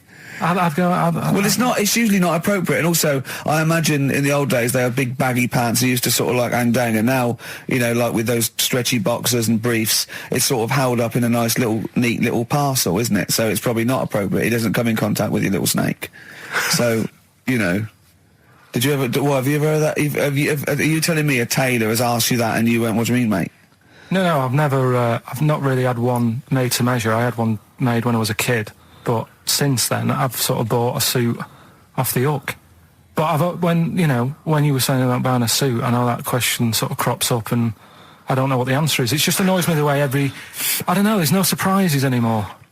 Do you know what I mean? People know. What do you mean? He's going to go, right, I'm going to measure you now. Which side shall I measure? Go, well, pot luck, go on, have a look. Right, there you go. Oh, you got it. You check me out. What do you mean there's no surprises anymore? What are you talking about? Everything you say is a surprise. Everything you say. Every opinion you have is a surprise to me. What I mean is, why aren't people just happy just to go, well, depends, doesn't it? I'll just pull the pants up wherever it wants to go. I'm happy. What do you mean? Why is this such a big issue? But Karl, when they ask you this question, they're not making a note of it somewhere. It's not statistical research to find out what the kind of common leaning is. It's a question so he doesn't touch it when he's using his tape measure. Just be careful. But he is being careful by asking the question. But what's wrong with him touching it anyway? If he's, I mean, it's only a slight. Fair enough. But if he just sort of, knocks it a little bit, you can just go. Do that again? To me, it's the same as the prostate thing. It's just happening all over again. But the doctor doesn't go, what side's your arse on, sir? Trying to avoid the arse. He wants to go, he knows where your arse is and he's aiming for it and he wants to get it up there. He's aiming for it for a good cause. This little fella's going, well, I've got to measure his leg. I don't want to touch the knob. I'll just ask him, sir, do you mind telling me where your cock is so I can avoid it? It's a big difference. But like I'm saying to you, I'd have to have a look first to let him know. I don't know where it is now. I don't know. It could be the left, could be the right. Are you telling me you don't know where your knob is without looking? Well, what do you mean without looking? How could... Well, you're saying it as if like... Should we have a guess? Well, have a look and tell us where it is. What are you wearing? What sort of pants are you wearing? I've got my jeans on. But you got pants on underneath them? Yeah. What are they? Briefs or boxer shorts? Boxer shorts. Boxer shorts. Well, it's probably free, but the jeans are probably restricting it. I think it's probably either in the middle, dressed in, or just slightly to the left. Have a look. We'll tell the listeners after the break where's Karl's knob. It's a good competition. Oh, brilliant! We've got to send this to the Sony Awards people. Well, big question. Where was Karl's knob? That's what people have been hanging on for. Yeah. Where was it? Well, I can't believe people have been texting in. Hey, guessing where it is? People saying, is it in the middle? Is it in the left? It cost them 10p. It cost them 10p to find out. Just wait, I'm going to give out the answer. You don't win anything, right? Like, strike it lucky. Right? Bottom or middle? Right. It was to the left. Oh! Yeah. I went with the right. That's annoying. See, I thought it would be to the left. If not, maybe if it was all scrunched up, sitting down on your lap, right, it might just pop up to the middle. Just pop out, like, Well, next week we'll be finding out where yours is. Where's Ricky's bollocks? 50 Cent in Da Club on XFM 104.9. We're playing our favourite singles of the year, and we're looking back over some of our favourite clips of the year. Right, Karl, it's a questionnaire about happiness. Oh, yeah. There's one person... Well, that should answer it right where. The first question, Karl, on a happy scale of 1 to 10, where are you on the happy scale? Is it at this moment or in general? Well, I would say generally. Okay. Yeah, but you don't always have to, like... I mean, I think I'm happy in that, but I don't always show it. You never show it? No, but it doesn't mean I'm not happy in that. Like, I'm all right at the moment. I'd say I'm probably on a... It's probably on about an 8. I was probably at about a 9 when I woke up, right? And then sort of fell out with Suzanne over a haircut. Yeah. Right? She went for a haircut and came back with something that I didn't like. Sorry, what did you say? So when your girlfriend walked to the door, she had her hair done, you said, I don't like it, alright? She could tell by the look on my face. But don't you say, no, I'm happy with it, I just can't tell. I'm loving it. Because then she won't have it done again. Oh, Karl, I just cannot get over you. I really can't. No, but you haven't seen it. Right? So then I was fed up, but then I thought... Sorry, what authority have you got to talk about haircuts? Yeah, you had the officially from a barber in Manchester above a railway station in a shack, it was £2 a cut, told you had the hair of a Chinaman. Well, you wish you had the hair of a Chinaman now, you got no hair. You're a little bald man with your mouth open, so don't... Is she listening to this, Suzanne? Sitting at home with a woolly hat on? I don't know. But she knows now, doesn't she? What did you say? What words did you do about it, though? I just said you look like someone out of Slade.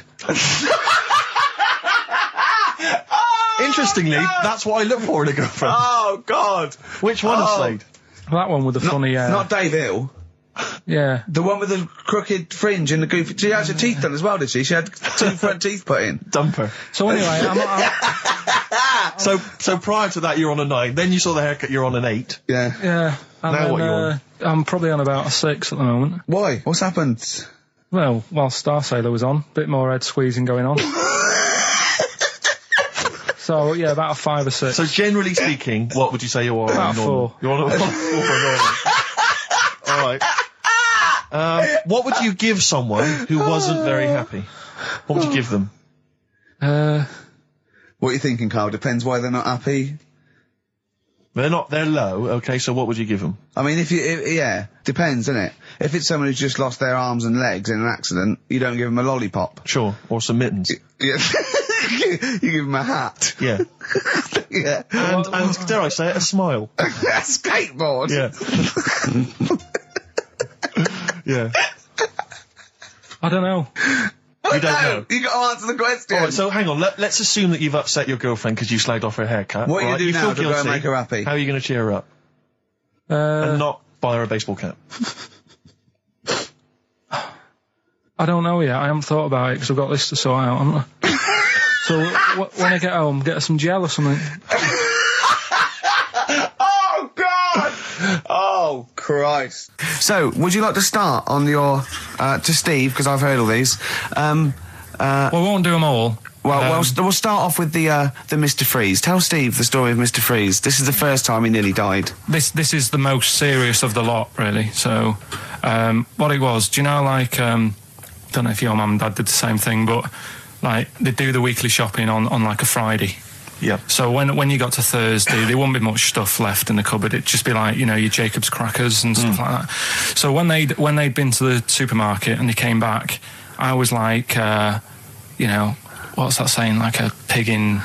You know, I loved it. It was like loads of food coming in, loads of biscuits. What is that saying? He nearly said pig in shit. Right. Is that the saying? Yeah. Right, so yeah, all this food comes in. Thank God he didn't. Otherwise he'd have been in trouble. That's true enough. Because he's culpable for our actions, because he's the producer. So technically, that twat's in charge. Go on. Right, so anyway, so there's loads of food, and I'm like, oh yeah, look at this, and chocolate biscuits, and, you know, penguins and stuff. Bacon. And bacon. Just in case, you never know. So anyway, my mum and dad's putting the food away. Me and our kid are like, he's already grabbed something, gone back upstairs. It's like feral children. it's like a quest for fire. And then they ran upstairs. What did you sit under the bed, gnawing at some sort of pig's trotter? So I saw, do you remember Mr. Freeze Pops? I do, yeah. So they're kind of like popsicles, icicles. Yeah, but really long, like a foot long, right? Yeah. So I thought, I'll have one of them, so I grabbed it. Went for the nutritious stuff first. Absolutely. And like my mum and dad are putting this stuff away and what have you. And I rip it open and knock it back. Right, straight away, just right back like Swallow that. Swallow it, yeah. But it went down the wrong way, right? So what, down your shirt? So I was like, oh God, I can't breathe. And my mum and dad didn't even know what I'd ate. Do you know what I mean? I ate it so quick. Yeah. And I'm sort of tapping my mum on the back, going, and she's going, oh God, you know, he's choking again, because I was always choking. If it was one thing, I don't know if I've got like a small throat, but I mean, even Ricky knows I can't drink that much, can I? Yeah. Do you know, or eat pebbles. I'm not a quick drinker. I'd always, I think I'm scared of like swallowing stuff. Yeah. And it was like bottle tops and mint imperials and stuff. I was always choking on stuff. Oh, jeez. So anyway, she's going, oh God, what's he picked up on it now? Drop it. So, hit his nose with a stick. So I was going, I'm choking. At this point, my dad had I think he'd put his share away, you know, his food away, and he'd gone. His share, I love it. Yeah. He'd gone to watch like Winner Takes All or whatever in a lounge, and I was in the kitchen, and I was starting to I didn't care anymore. Do you know what I mean? I just got to that point where I wasn't struggling anymore. You just thought, I'm done for. I just was falling to the ground. And my mum's going, you know, get in here, I think it's serious.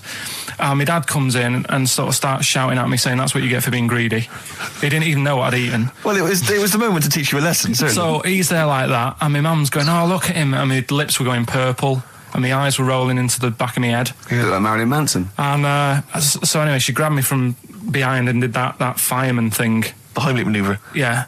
And, you know, winded me. and it came up, and I was all right. What, the whole popsicle came flying back out? You see, that's what I don't understand, because there was nothing there. No, just a little bit. No, it swells up, doesn't it? Because it irritated it. So it went down your sort of like your epiglottis. It went down the wrong way, like it went into your air canal instead of your throat, and it sort of spasms, and that's the fear. You just got to calm it down and relax. So in time, I would have been all right. Yeah, anyway. you don't. Well, no, you might have. So that's so hang on. So, but no. But the weird thing is, like for 3 days after that, I felt like a sort of a special person.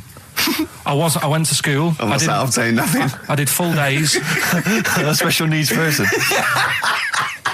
Yeah. I went to school the next 3 days after that. I didn't wag it or anything. I did full days. I love that. 3 days, turn over. Exactly. After 3 days, you thought, screw it. Yeah, did a quick history exam. Yeah. Right, next one. That's popsicle. That's popsicle hell, we'll call that.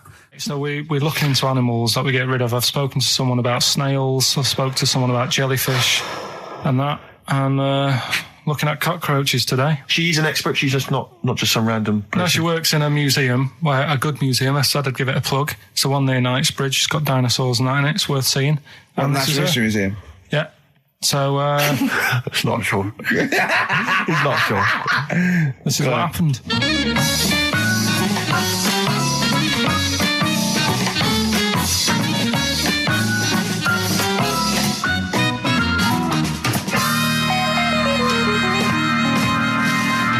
Now, what I'll do, I'll tell you as much as I know, and then you can fill me in if I'm right or wrong. And then at the end of it, we'll get to the bottom of whether we need them or not. Okay. All right. So, first of all, the first thing that I found out is that they have 18 knees. That's not exactly possible. They're insects, so they have 6 legs. Yeah. And a knee is usually the junction between femur and tibia. That's sort of classic human knees and every other animal knee. So with 6 legs, you can only have 6 knees. Could somebody sort of got mistaken for seeing one that was a bit double jointed? I think you're grasping at straws or something. All right. Well, we might have to come back to that one then. Okay. They can hold the breath for 40 minutes. Well, they don't do that because they don't breathe in the same way as us. They breathe through little spiracles, holes down the side of the body. So, no, they're not a very apt simile because the method of breathing is so different. What do you mean? Because insects have a totally different system. They don't have lungs in the way that we do, and just breathing through one part of the body. They're actually breathing through every segment of the body all of the time. So even though they've got their mouth shut, they might be able to slide. Nothing to do with breathing. So only feeding. So you see, maybe that's where someone's gone wrong. Someone's got hold of one and sort of taped its mouth up or something and got bored after 40 minutes and said, well, we'll call it right. It's a pretty unkind thing to do to an insect, even to a cockroach. Yeah, but it's all... Can't do that. Yeah, but... No. Pretty unkind thing to do anything, even a cockroach. Something else I found out. Yeah. They can live for a week without an head. Well, that's true if they don't bleed to death in the process. But the weird thing is, when I told you that they had 18 knees, you seemed a bit sort of like, don't talk ridiculous. But then we're talking about an animal that can live without an head. So there's a little bit of truth in that one, yeah? Yes. Why, when it was invented, has it got that facility? Say if someone said to humans, we could do that with humans, and, you know, if you lose your head in some accident, it gives you a bit of time to sort of go back to your family and maybe write them a note. You won't be able to have a chat, but write them a note saying, it was my own fault, and it was nice knowing you. Well, that would be a useful facility, I agree, but cockroaches are great survivors. I mean, they've been around for over 300 million years. They're one of the most primitive insects. All right. Well, I've also... is it true that they do a lot of resting? Apparently they can sort of rest for 75% of the time. Rest? Yeah, they just sit about doing nothing. It's probably true of a vast proportion of the world's fauna. I mean, maybe the 25% that they are working, they're really giving it some, so it might make up. They're probably searching out food, and they can slow down considerably. You can chill insects in the fridge, and they'll become very, very quiet. You might think they're dead. Yeah, but I'm sure, you know, if we were sat in a fridge, you know, we'd go a bit quiet, wouldn't we? You know. Well, you might not know much about it, of course. Yeah, but... Not quite reading the right sources. Well, I've been using the internet. I'm sure there are many useful sources that you could find there, but some of those seem to have been a little misleading to you. So you don't agree with a lot of what I've told you there? No. So, cockroaches, can we get rid of them? No. So we're keeping them then? I would say so, yeah.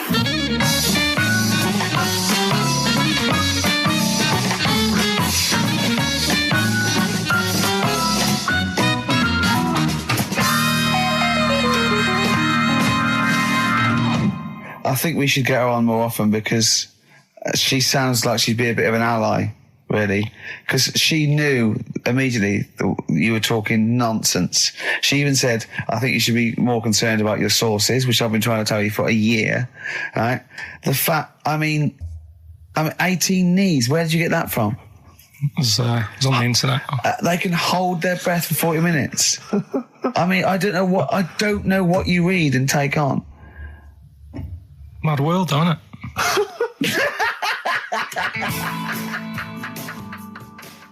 I would like to apologise for my son's behaviour. He is a filthy little who's been a most of his life and treats me like a So, Doris Stokes, right, is dressed like a dominatrix, right, and she's dripping hot wax onto the naked torso of Arthur Millard. Yeah, of course he is. Right, and he in turn is being pleasured, right, by Dusty Springfield. Oh, Dusty Springfield's not dead.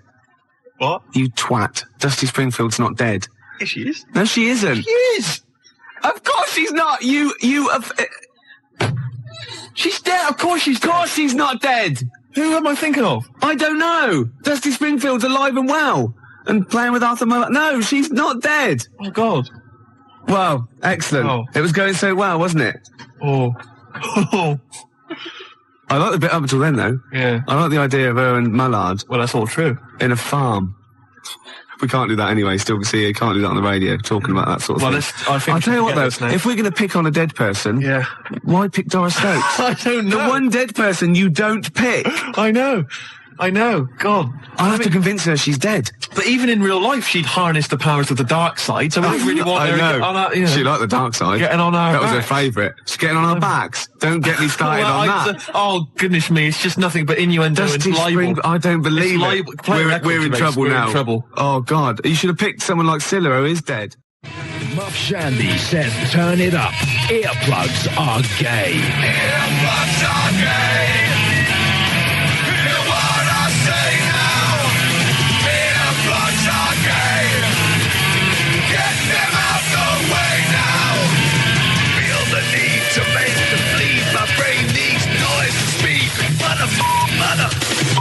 The new single by Muff Shandy, Earplugs Are Gay. And the bloke with the gimp mask and the umbrella said, Doris, I'm not doing that. We're leaving it. We're leaving it. Go on, sorry. I was talking to my parents on the phone the other day, and I started swearing, and I've never done this before, and it's a terrible thing because I've crossed this barrier now, across this line, which I previously for 23 odd years I'd managed to sort of stay the right side of. Yeah. I'm talking to my mum, and she mentions to me that I'm going to lose a lot of money. I don't want to go into it, but I'm going to lose a lot of money. And she told me how much. It was £5,000 or something. She went, I went, effing hell. Obviously, I said the real thing. Yeah. Effing hell. She just stopped. She just went, pardon me? And I thought, what have I done? I thought, I can't explain myself, because she didn't know that I knew those words. So I just said, that's a lot of money. That got you out of it. That got me out of it. Yeah. But you know what I mean? That crossing that step. Yeah. It's quite a terrible thing. It's like, I look forward to the day when I can bring a girl home and say, look, I do know about sex. And twat. No, you can't. But when I was a kid and I first went to senior school, I started to learn all these swear words that I didn't know. Of course you can say the word twat. Right. You're not meant to. I started learning all these swear words, and I went home and I started using the word twat. I just thought it was a slightly stronger version of twit. Yeah, You know, just it's a bit tougher for some reason. Yeah. And so I used to go around saying that, and I'd go, my sister would say, "Stop ruining my Lego," and I go, "You twat." Yeah. And make your bed, Steve. No, you twat. I'd say to my mum, right? And I didn't realise what it meant. Right. And my dad, right, he didn't really know much about swear words, so he started using it as well. He started going, "Oh, you twat, Steve." And, do you want to clean the bath? No, you twat. And we just started using it all the time, right? Yeah. So then at school, Mark Johnson told me what it meant. Yeah. Right? Obviously, I'm stunned. I'm thinking I can't go around calling my mum a twat. Yeah. So I didn't. I just stopped using it. Yeah. Like that. Just stopped using it. But I didn't have the guts to tell my dad what it meant. Oh no. So he carries on using it, and to this day, we were driving along. He'll say to my mum, "Elaine, watch where you're going, you twat, you great big twat." And I just want to say to him, "Dad, don't say that to my mum, because she knows. Oh, she knows what it means." Oh no, but really? She's not going to say to him, "Oh God, Ron, would you stop saying that word?" Because same thing happened to me. My dad still says "fouch."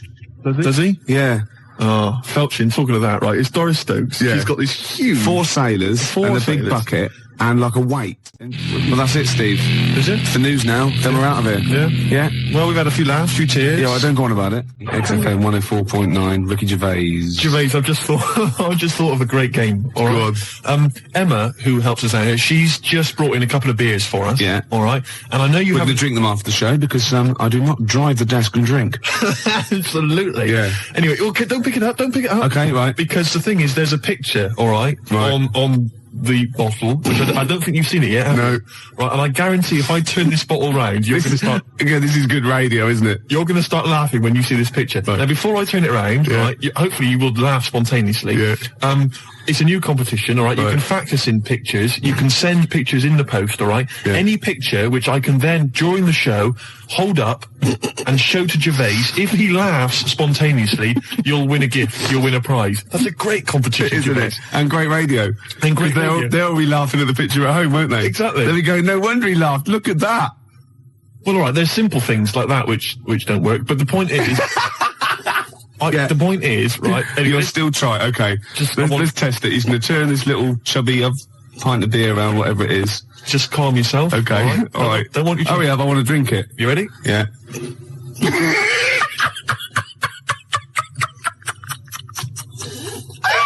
All right, play a record, Gervais. Oh, God!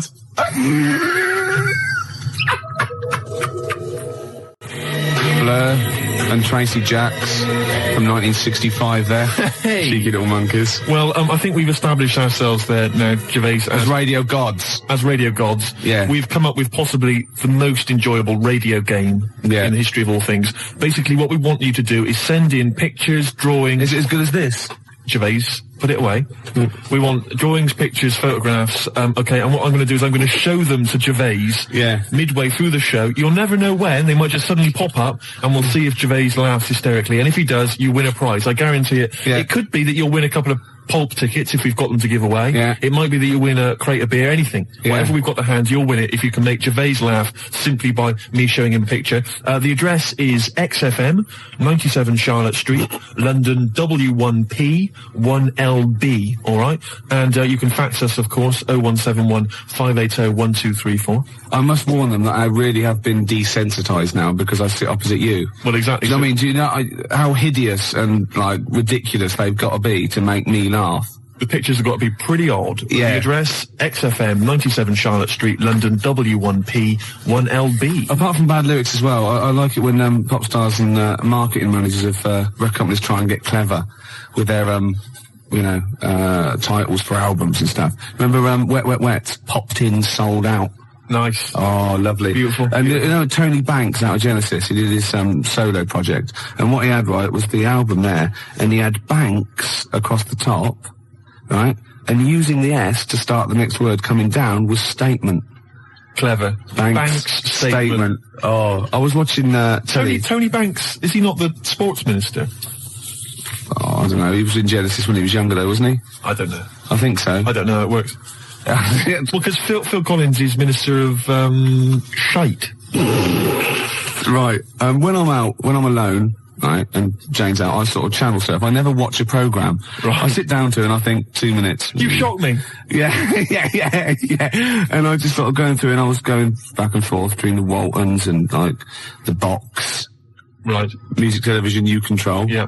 MTV. Mm-hmm. VH1. Ooh. And I got a glimpse of Toyah Wilcox, which I stopped, obviously. Yeah. And she's on one of these religious programmes. I think it was on BBC Two. I don't know what it was, but it was with that bloke. Oh, God. I can't tell this anecdote. I can't stand it if I don't know the name. It's sort of like a Jeremy Paxman type thing. You know, he went to university, he was going to be a serious journalist. He wanted to be KAD, but he settled for Les Dennis. Oh, one of those sort of people that was on That's Life. No, I'm not telling it until someone phones in. Toyah Wilcox on a religious programme. What's that bloke's name? Then I'll tell it. 0171 580 2000. Gervais, have you ever watched an entire documentary all the way through? You don't know one, don't you? Beautiful. You don't look. Now, New Order's your favourite band of all time, isn't it? Yes, that's right. Paul Wright called.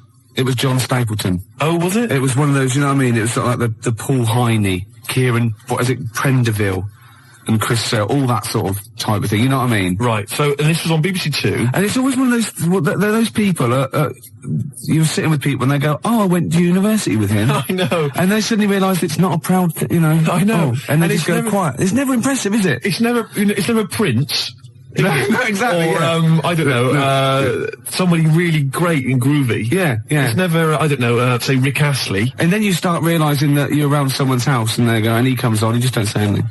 Yeah. And then someone goes, didn't you go? No. No, I thought I did. It was the other one. It was Chris Sale. Did you go to anybody, school with anybody? Michael Jackson. Did you? Yeah. Incredible. Yeah. Incredible. Yeah. Odd that. You went to school presumably in the States. Well, no.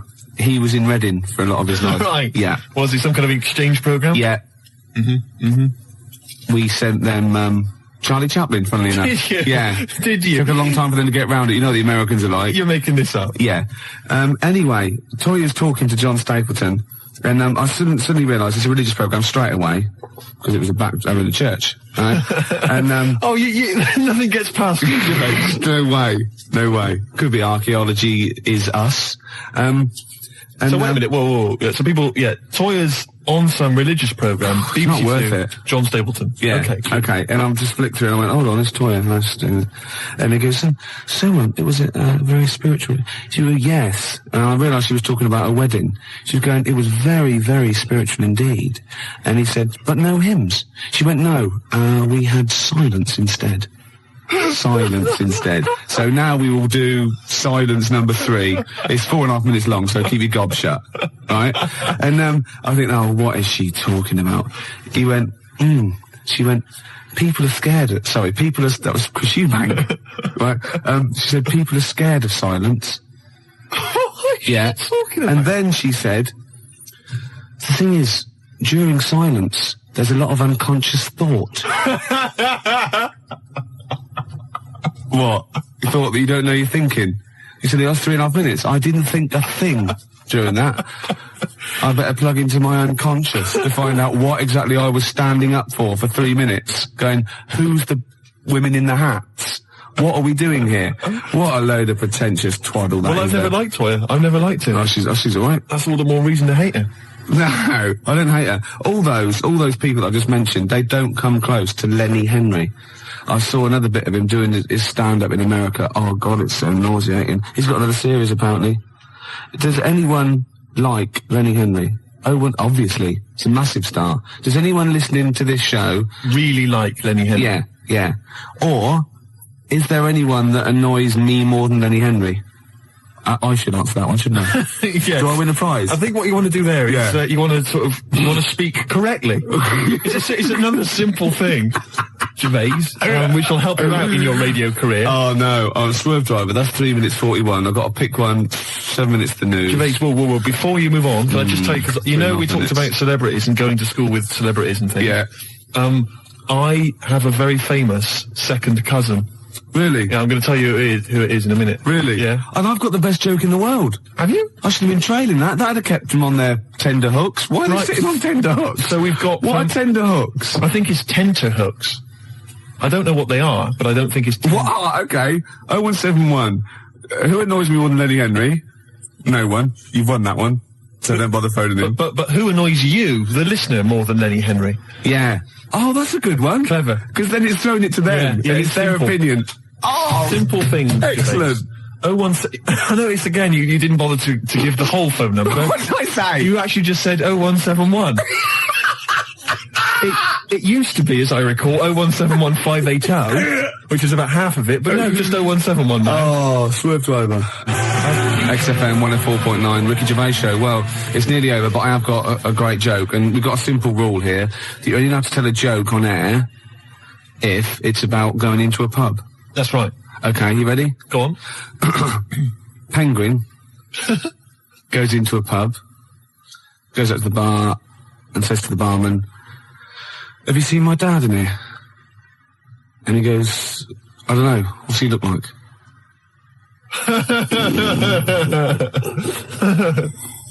Yeah, no, it's not bad. It's alright. It's alright. I had a similar one about something going into a pub. I think it was a turd and a wig, but I can't remember what the punchline is. If anyone knows, 01715802000, something about a turd and a wig.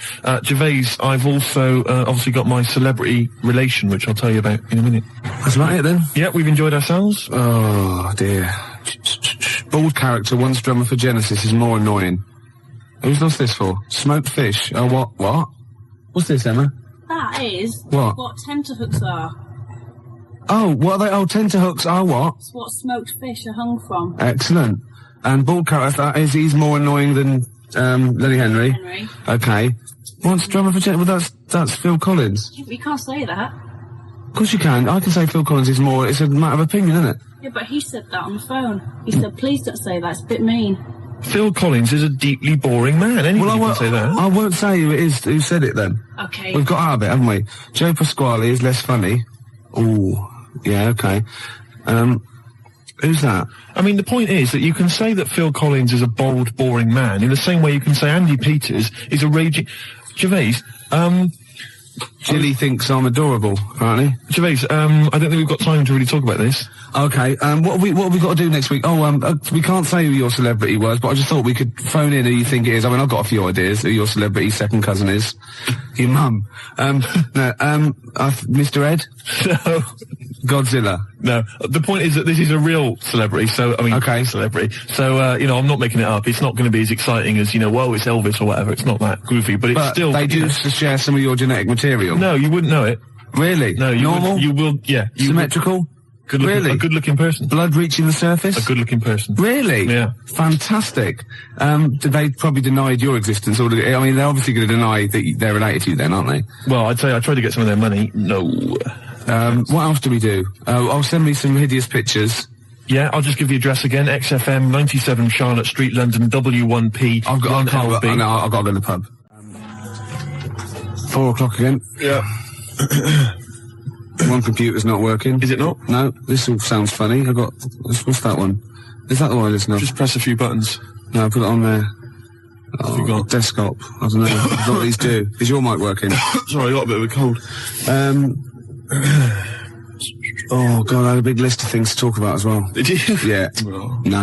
Rocket from the Crypt. Oh, it's a good start. On a rope, which is appropriate because we've got a little Gravediggers track to play later, haven't we? Oh, yeah. Called Suicide. It's one of my favourite tracks, Gervais, by the Gravediggers, but it has got a bit of bad language. Well, that's okay, because you've played it to me a couple of times, and I reckon I've got it off pat. Really? I'm going to be bleeping it out live. You'll do a live bleep out? I should say, we usually have a few beers and we get throughout the show and I get steadily drunk, which is unprofessional.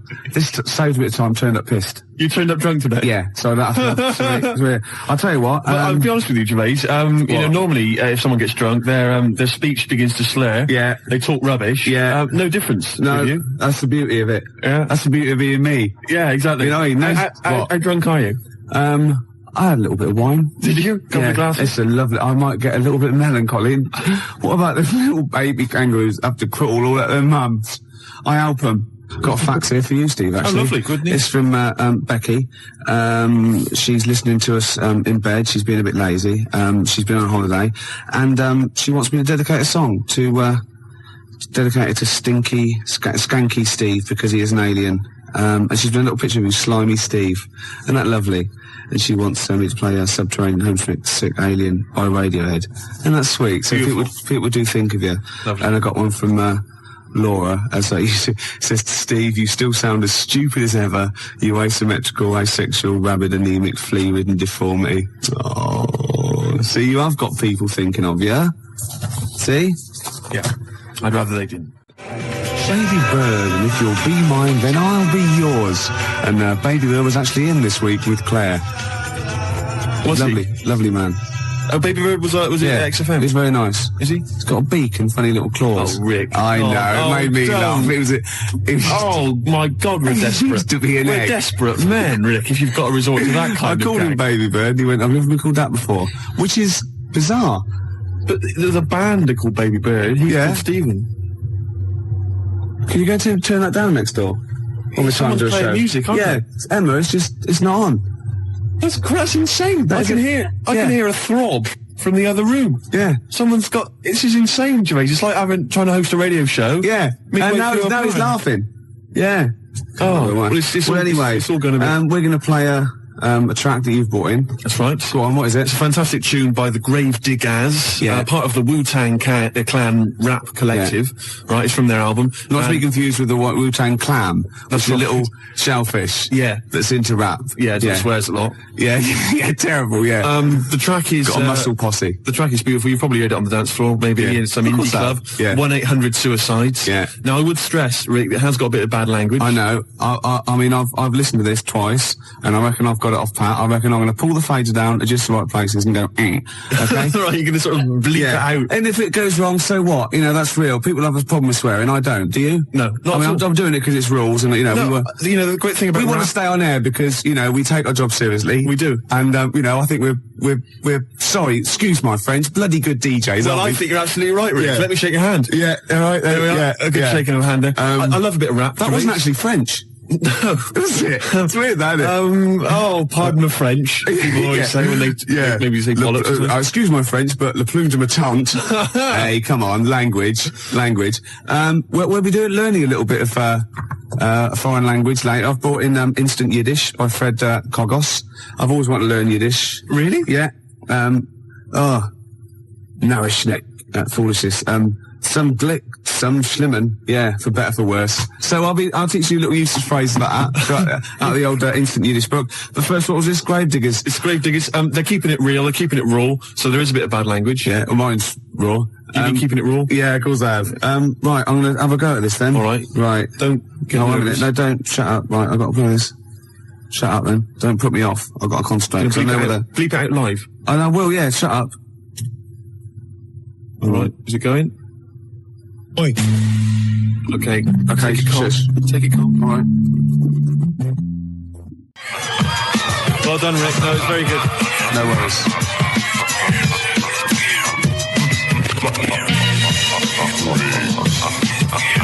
That's Gravediggers, isn't it? What's that called? 1-800-SUICIDE. I'm going to buy it, I think.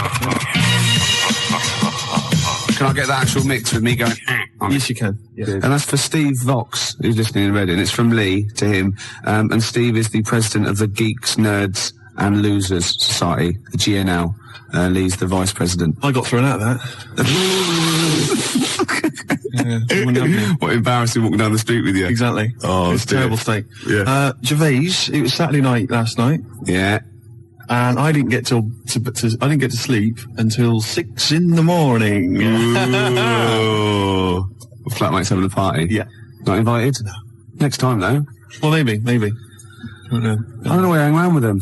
Well, you know, at least I look after you. People say to me, is Steve really as ugly as you say? I go, he's worse. Do you know what I mean? But that's no, do you know what I mean though? You're doing me a favour. Well, of course I am. You're protecting me. Of course I am. I'd say one day, right, it's just one of me at the moment, but one day there'll be a whole squadron. It'll be like Planet of the Apes. Oh my God, and you don't actually need anyone else to sort of like breed, do you? Exactly. We can just reproduce as we are.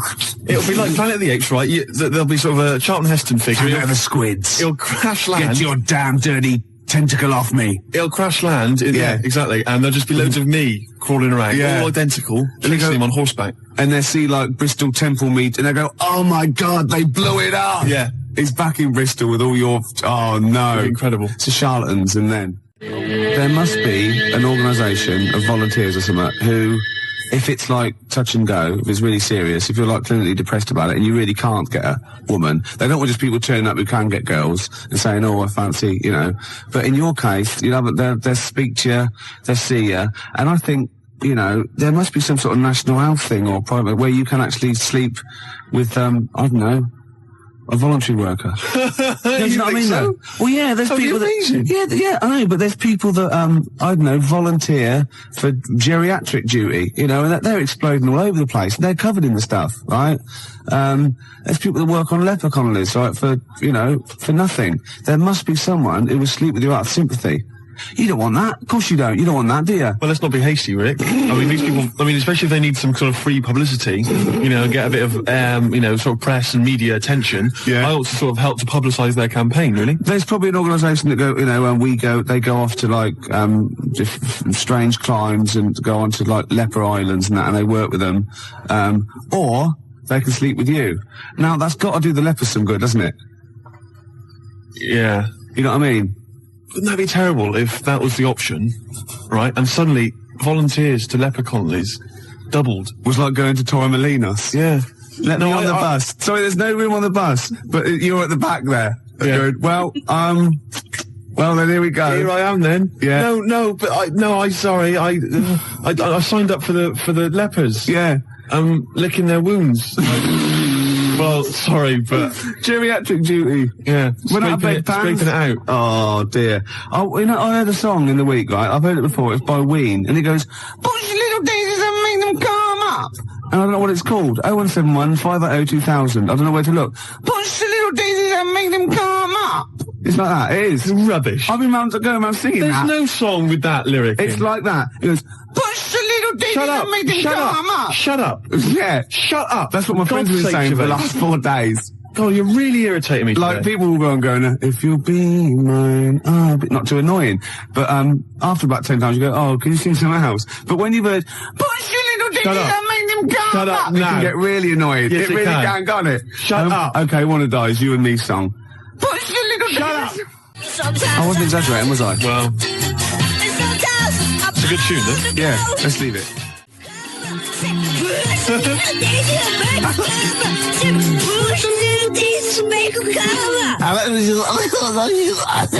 It's great. That's just gonna gag. I love that one. It's great. Actually. Maybe we should play it again. Well, maybe later on. I'm not that mad about it. I like that. She's not quite as irritating as me. No, generally. Who is? We were talking earlier about how hideous you, how you look, and you can't get a woman because you're quite nasty as well. And Emma, our producer here, who thought, look, this is not fair, you know, because Steve is quite affectionate. When you get to sort of know, you know, like E.T., when you first watch E.T., you go, ugh, and then by the end you think, oh, do you know what I mean? It sort of like gets that deeper. And she went, I remind you, Steve, what I said when I first met you, and this is like her best, you know, stab at a compliment to make you feel better. She said, I thought you're really not that ugly.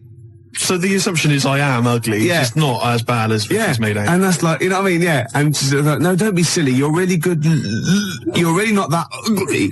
Yeah. It was a good effort though, wasn't it? Yeah. You know, that was nice, Emma, that was really nice. It was a good effort, but it was shallow. And futile. It doesn't mean anything. Look at his little face.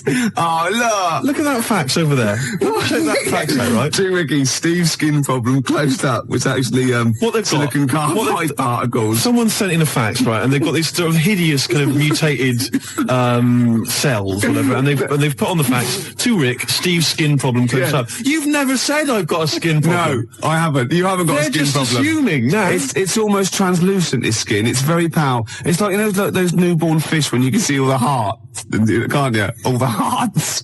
Well, in many fish. They've got one each. Lots of fish, lots of hearts. Gervais, shut up. You're irritating me now, and you're abusive, and you're just winding me up. Oh. No, I'm a little bit offended by it. I know. You should be. But what about this charity thing? There must be one. 0171 580 2000. Oh, that would be fantastic. That'd be great. And it, you know, it'd be like £1 fix. You'd write on the little form. Yeah, And they could get friends and relatives to sponsor you. Would that be per stroke or per shag?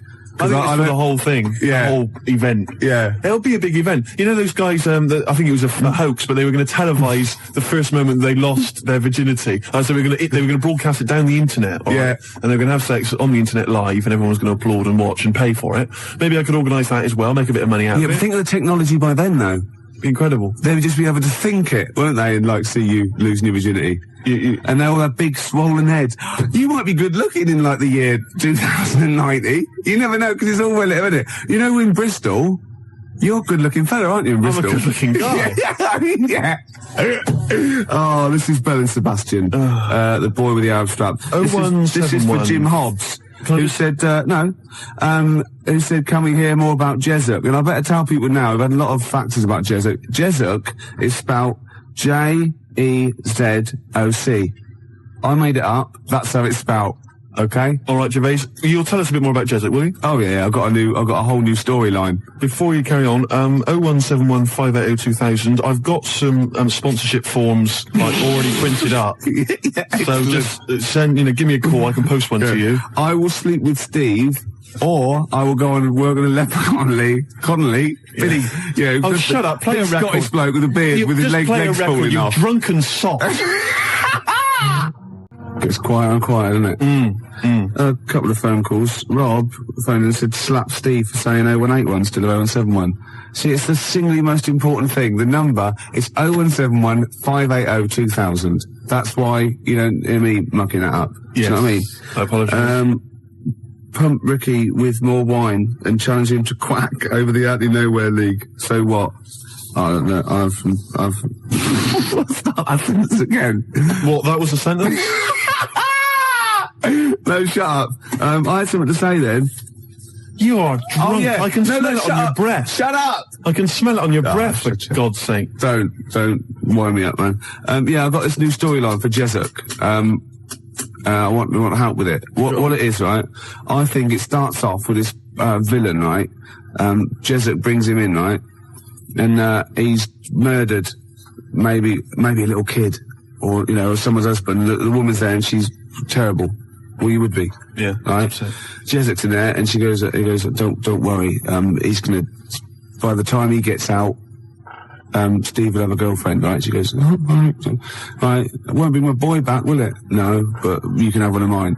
I've got loads or something, right? Anyway, he goes to the court, right? And he's only tampered with the jury, and he's a nasty piece of work. Oh, not the murderer. Yeah. He walks free, and he sort of like winks at Jessup on the way out. Do you think Jessup's gonna let it lie? Jessup's not gonna let that villain, what, has he got a piece of evidence? Well, no, he goes after him, shoots him anyway. Because, it's just redundant. It turns out the bloke didn't actually do it. But, as Jessup says, better, kill innocent people than let one, guilty person go free. That's Jessup's philosophy. Yeah.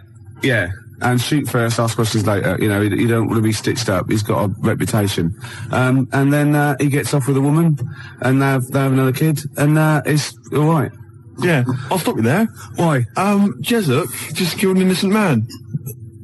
He's your superhero. He's your, your heroic hardboiled cop. He just killed an innocent man. I'm a little bit disappointed. Oh, so he's got to be perfect, has he? Well, I'm just a little bit disappointed. Well, no, he can't be perfect. He's got things to do. We know he's got problems. He drinks too much. He kills innocent people. You go out there every day. See how you survive. Yeah. Do you know what I mean? Yeah. Yeah. We got Mama Said Knock You Out lined up. It's one of our joint little favourites. We like this one and we like some other songs, don't we? Yeah. 'Cause we're like mates. I got a little plot. Yeah. Right? It's Jessup, right? And he retires. He just gets out of the whole thing. All right, that's the final one. We've pulled, pulled a discreet veil over the whole Jessup debacle. Right. All right, is that okay? Yeah. Rick, forget Jessup. Right. Because I've got my own show. I'll be telling you about. Have you really? Yeah, it's fantastic. Am I in it? No, not really. Something to do with... Right, okay. It's a genuine one I've come up with. You know this song, right? Mama Said Knock You Out. I like to, shadow box that. I've been working out today on the big bag, did a bit of boxing, because I'm in training. I challenged Canfield to a fight when I was pissed.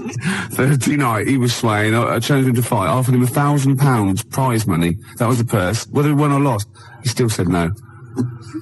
Well, he's a wuss. He's about 14 or something. Yeah, but he's about 6 foot. Yeah. Maybe he was scared of killing me.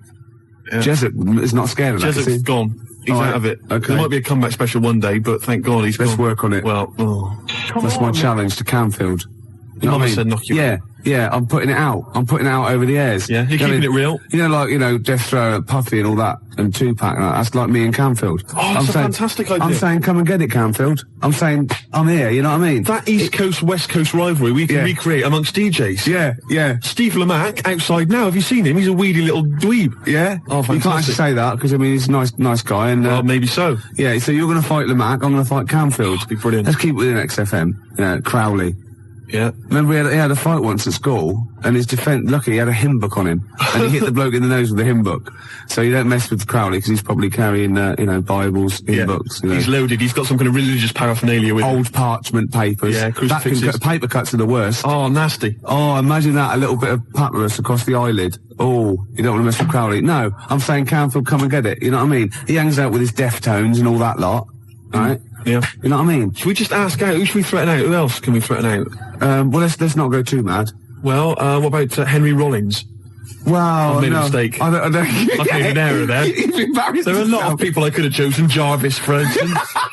I've gone straight to... A lot of people come before Henry Rollins, don't they? I was a fool. Some British heavyweight boxers, for example. Yeah. I'd rather fight than Henry Rollins. Before we carry on, because I'm going to tell you about my my TV idea in a minute, Rick, because this is an idea I've been working on, and it's serious. It's like, Jessuck's got a certain strength, a certain quality, and I think you'll like this as well. But before we do that, I've been sent a picture.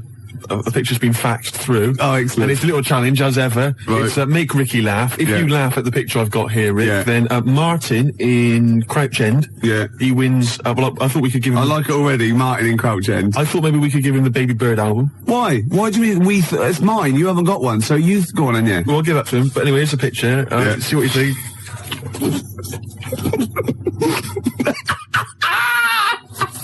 I like it, because there's a little explanation as well. And it's subtle, because I had to get right to the end for the big line. You're not allowed to see this. No. That is fantastic. So well done to Martin. Martin wins an award. Yeah, he does, yeah. Yeah, okay. So if you want to win something tasty, give us a call or fax us through a picture. 0171580 1234. Your pictures, please. Make Ricky laugh. Your idea of this new show, which I haven't heard yet, right? But we should start getting together all the other stuff, or we're going to get ripped off. I sounded just like Albert Tatlock then, in the early 80s. Oh, we should go. I love that fact that you sort of, maybe you've got a sentence, it's got 15 words in. You reckon, well, if I get out an average of 5 coherent words to every 15 that I need to say in a sentence, that'll be enough. God, right. Jam or Isis? Either one. Both rubbish. Oh, no, come on. They're both good big bands, aren't they? All right, Gervais, next, let's talk about my TV idea. Okay, let's do All Around the World, because it's probably going to be big all around the world, isn't it? Before that, the Jam, All Around the World. Got a fax here from my mate Nick. He's listening. Say hello to him. Say hello to Nick. Hello. Yeah. And apparently he's found a great website about Joey Deacon, so we'll check that one out a little bit. About Joey Deacon? Yeah. Oh, Joey. Yeah.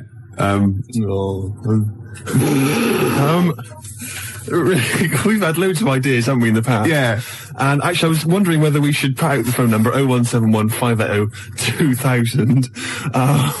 The reason being that you might perhaps want us to perhaps relate an old anecdote that you once heard on the show that you'd love to hear again. We could recreate the golden years. We could recreate some of the classic moments from the Ricky Gervais Show. Yeah. And also, of course, we've had tens of thousands of ideas for products, for services, for TV shows especially, and board games, all kinds of stuff. I mean, we've come up with one recently, haven't we, that have catch on. Sleep with me or play with lepers. That's right. I mean, that is a good service, isn't it? It's an interesting show, that. I imagine that's at Channel 4. Yeah, definitely. Later, really. Yeah, and we've also, of course, most famously, perhaps, had the Penis Puppet Theatre. Penis Puppet Theatre. So easy to manufacture. I don't know why publishers aren't, knocking on my door.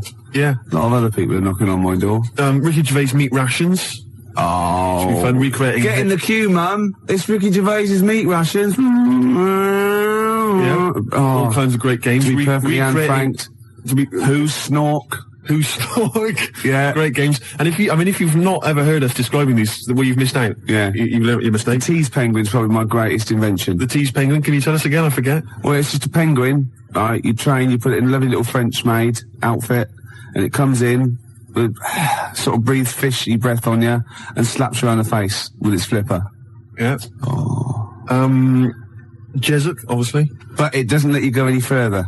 No. That's why it's the tease penguin. Yeah, I see. Yeah. XFM Family Fortunes. Oh, I can see that on telly myself. Yeah, it's incredible. I don't know where you got the idea from. They just go into my head sometimes. Do they? Yeah. But anyway, here's my new idea, Gervais. It's a great show. It's an exciting show, right? Right, go on. It's the future.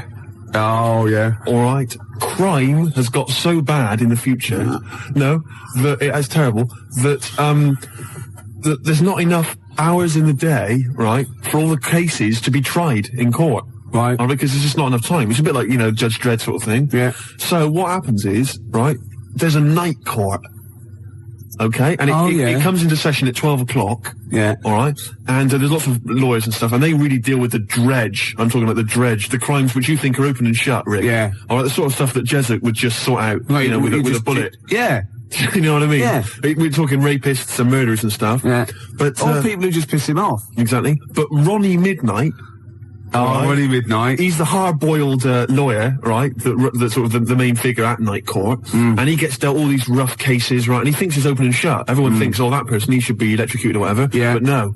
Ronnie sees something in them. He investigates the crime during the day. So he's only got like 12 hours to sort it out. And then he presents the case at Night Court. Right, at night, and maybe often, it's like Perry Mason meets, so he wastes taxpayers' money investigating people that might be innocent. Yeah, just kills them. Well, maybe so. But that's why Ronnie Midnight's much more loved. But it would be great, and it would start off with like, dung, dung, dung, all rise, for Night Court. Yeah. Be fantastic. I like that. Maybe sort of set in the future. Am I in that? Well, not really. But, and who knows, Jessup maybe could get, he could make a guest appearance. What do you think? I like it. Night Court. I like it. Good, isn't it? Yeah. What's the problem? This rubbish about all this taxpayers' money investigating whether they're actually, they're innocent. You're more of a Jessup kind of guy. Yeah. Just shoot first. Don't even ask questions. If his time's like, of the essence, why ask questions? You've done, what's the point? Yeah. He just like opening up old wounds, which is another favourite pastime of Jessup sometimes. And also a great idea. He loves opening up old wounds. A great idea for maybe a board game or a TV show. Old wounds. Fantastic. Oh, I'm going to work on this. Oh, and I've got Tip the Balance. I haven't even described that. Tip the Balance? After Embrace. Can you tell us? Emma goes out with a bloke in this. Oh. Yeah. What's Tip the long-haired type. What's the Tip the Balance? Well, Jessup wouldn't tolerate that. What's Tip the Balance? It's a board game for 4 rugby players or more. I'm looking forward to it. Yeah. Or the infirm. Or people who've just got no dignity left and we can get them on screen doing that. This is, my weakness is none of, ... Obviously ran out of... I was, reading News of the World on the way here, and, I didn't know this. Tony Blair is the Prime Minister. Oh, yeah. Tony Blair. His father-in-law, which is Sherry's dad, is, that bloke, out after death us do part. What, Alf Garnett? No, his son. Oh, blimey. Something about I don't know, I should get this right really, because it could be libelous, but it's something to do with some sort of doll cheat or something like that. What? Yeah, apparently. Cherry Blair's dad's a doll cheat? Yeah, something like that. Really? Or he's claiming some sort of benefit fraud, I don't know. But he was always the same when he was living with his dad, Alf. He was married to Una Stubbs, wasn't he? I mean, Sherry Blair's mum is Una Stubbs. I'll stop you there, Rick. I'll stop you there. It's so incestuous, isn't it? Fiction. I've tried to explain this to you before, haven't I? The stuff on the TV, a lot of it is real. Some of it's fake. They're not really those people. Understand? EastEnders, for instance, that's not real. That's not real people. Yeah, well, obviously reverse, because obviously that is real, because I've seen them in real life. They were at Phoenix, got them playing football, so that is real. No, that was the actor. That was the actors. Phil Mitchell was there, and Ricky Butcher. That was the actors. We have been through this before.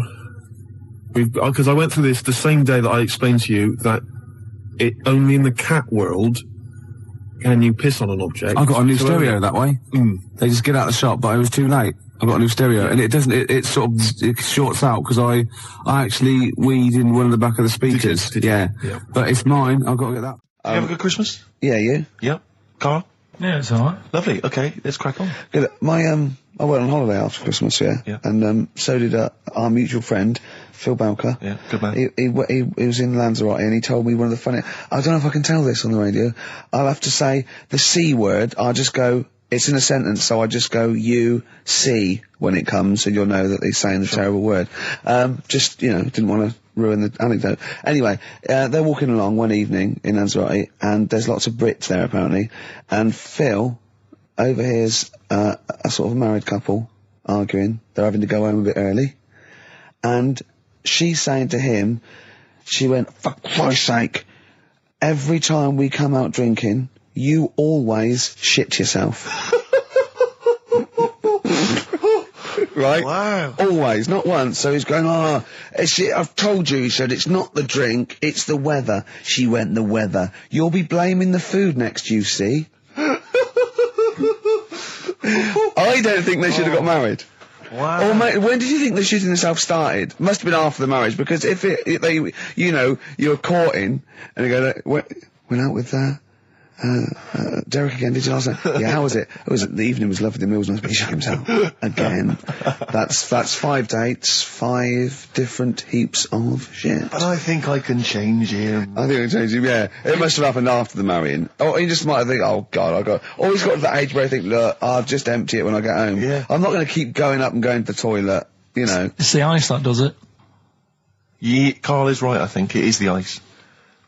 What do you mean? People forget, you know, they say, oh, don't drink the water when you're on holiday, and they don't. They drink, you know, they buy Evian and stuff. Oh, I see. They forget about the ice. The ice cubes, you're right, in a bar. Made from tap water. And that can do it, can it? Yeah. But she said every time you're drinking, didn't she? I assume that she wasn't drinking ice then. Yeah. I mean, why is it just happened to him? Let's be honest, everyone that goes on holiday doesn't end up crapping themselves. Yeah, they usually make it to a toilet. He does it every time he drinks, doesn't he? Yeah, well, apparently. Just don't let him carry the baguettes. He's good, isn't he? Oh, Karl comes out with something. He does now and again, High doesn't five, he? Karl. That was sweet, man. Yeah, nice one. Yeah, respect you. Ladies and gentlemen, will you please welcome to the stage, the scaffold. Oh, the scaffold. Do you remember the scaffold, Karl? You picked the lead singer looks a bit like him. But you know whose brother that is in the scaffold, don't you? Mike McGear. Do you know whose brother that is? What? Do you remember the scaffold? They did, we'll drink a to Lily the Pink, the Pink, the Pink, the human. Yeah, thank you very much for the entry, Ian. Do you know whose brother that is? Whose brother? The lead singer? No, the Mike McGear in it. The sort of one of the main men in it. He's one of the songwriters in the scaffold. Paul McCartney. Is he? Yeah. I didn't realise that. Yeah, that's Paul McCartney's brother. Think of that when they go home for Christmas. So I think Lily the Pink was what, about 1970? Yeah. It was number 1, wasn't it? Christmas number 1? Yeah, big number 1, yeah. I don't know if it was Christmas number 1. Two Little Boys was 1969, No, it definitely was number 1. Yeah, but I don't know if it was Scaffold number 1. It was, because I remember I did it in Really? Yeah. Yeah. Wow. So they go home at Christmas, and Mrs. McCartney goes, "All right, boys, how are you, Paul? How are you doing?" "I'm just starting a new band called Wings." "Yeah, oh, yeah, so this is Linda." "All right, sit down." "Mike, what are you doing?" "Just had a number 1. Brilliant, round of applause." "How many number 1s do you have, Paul?" 19. "Still. We know what we like, don't we?" We'll drink the human race. Paul goes, "Wow, if you want to."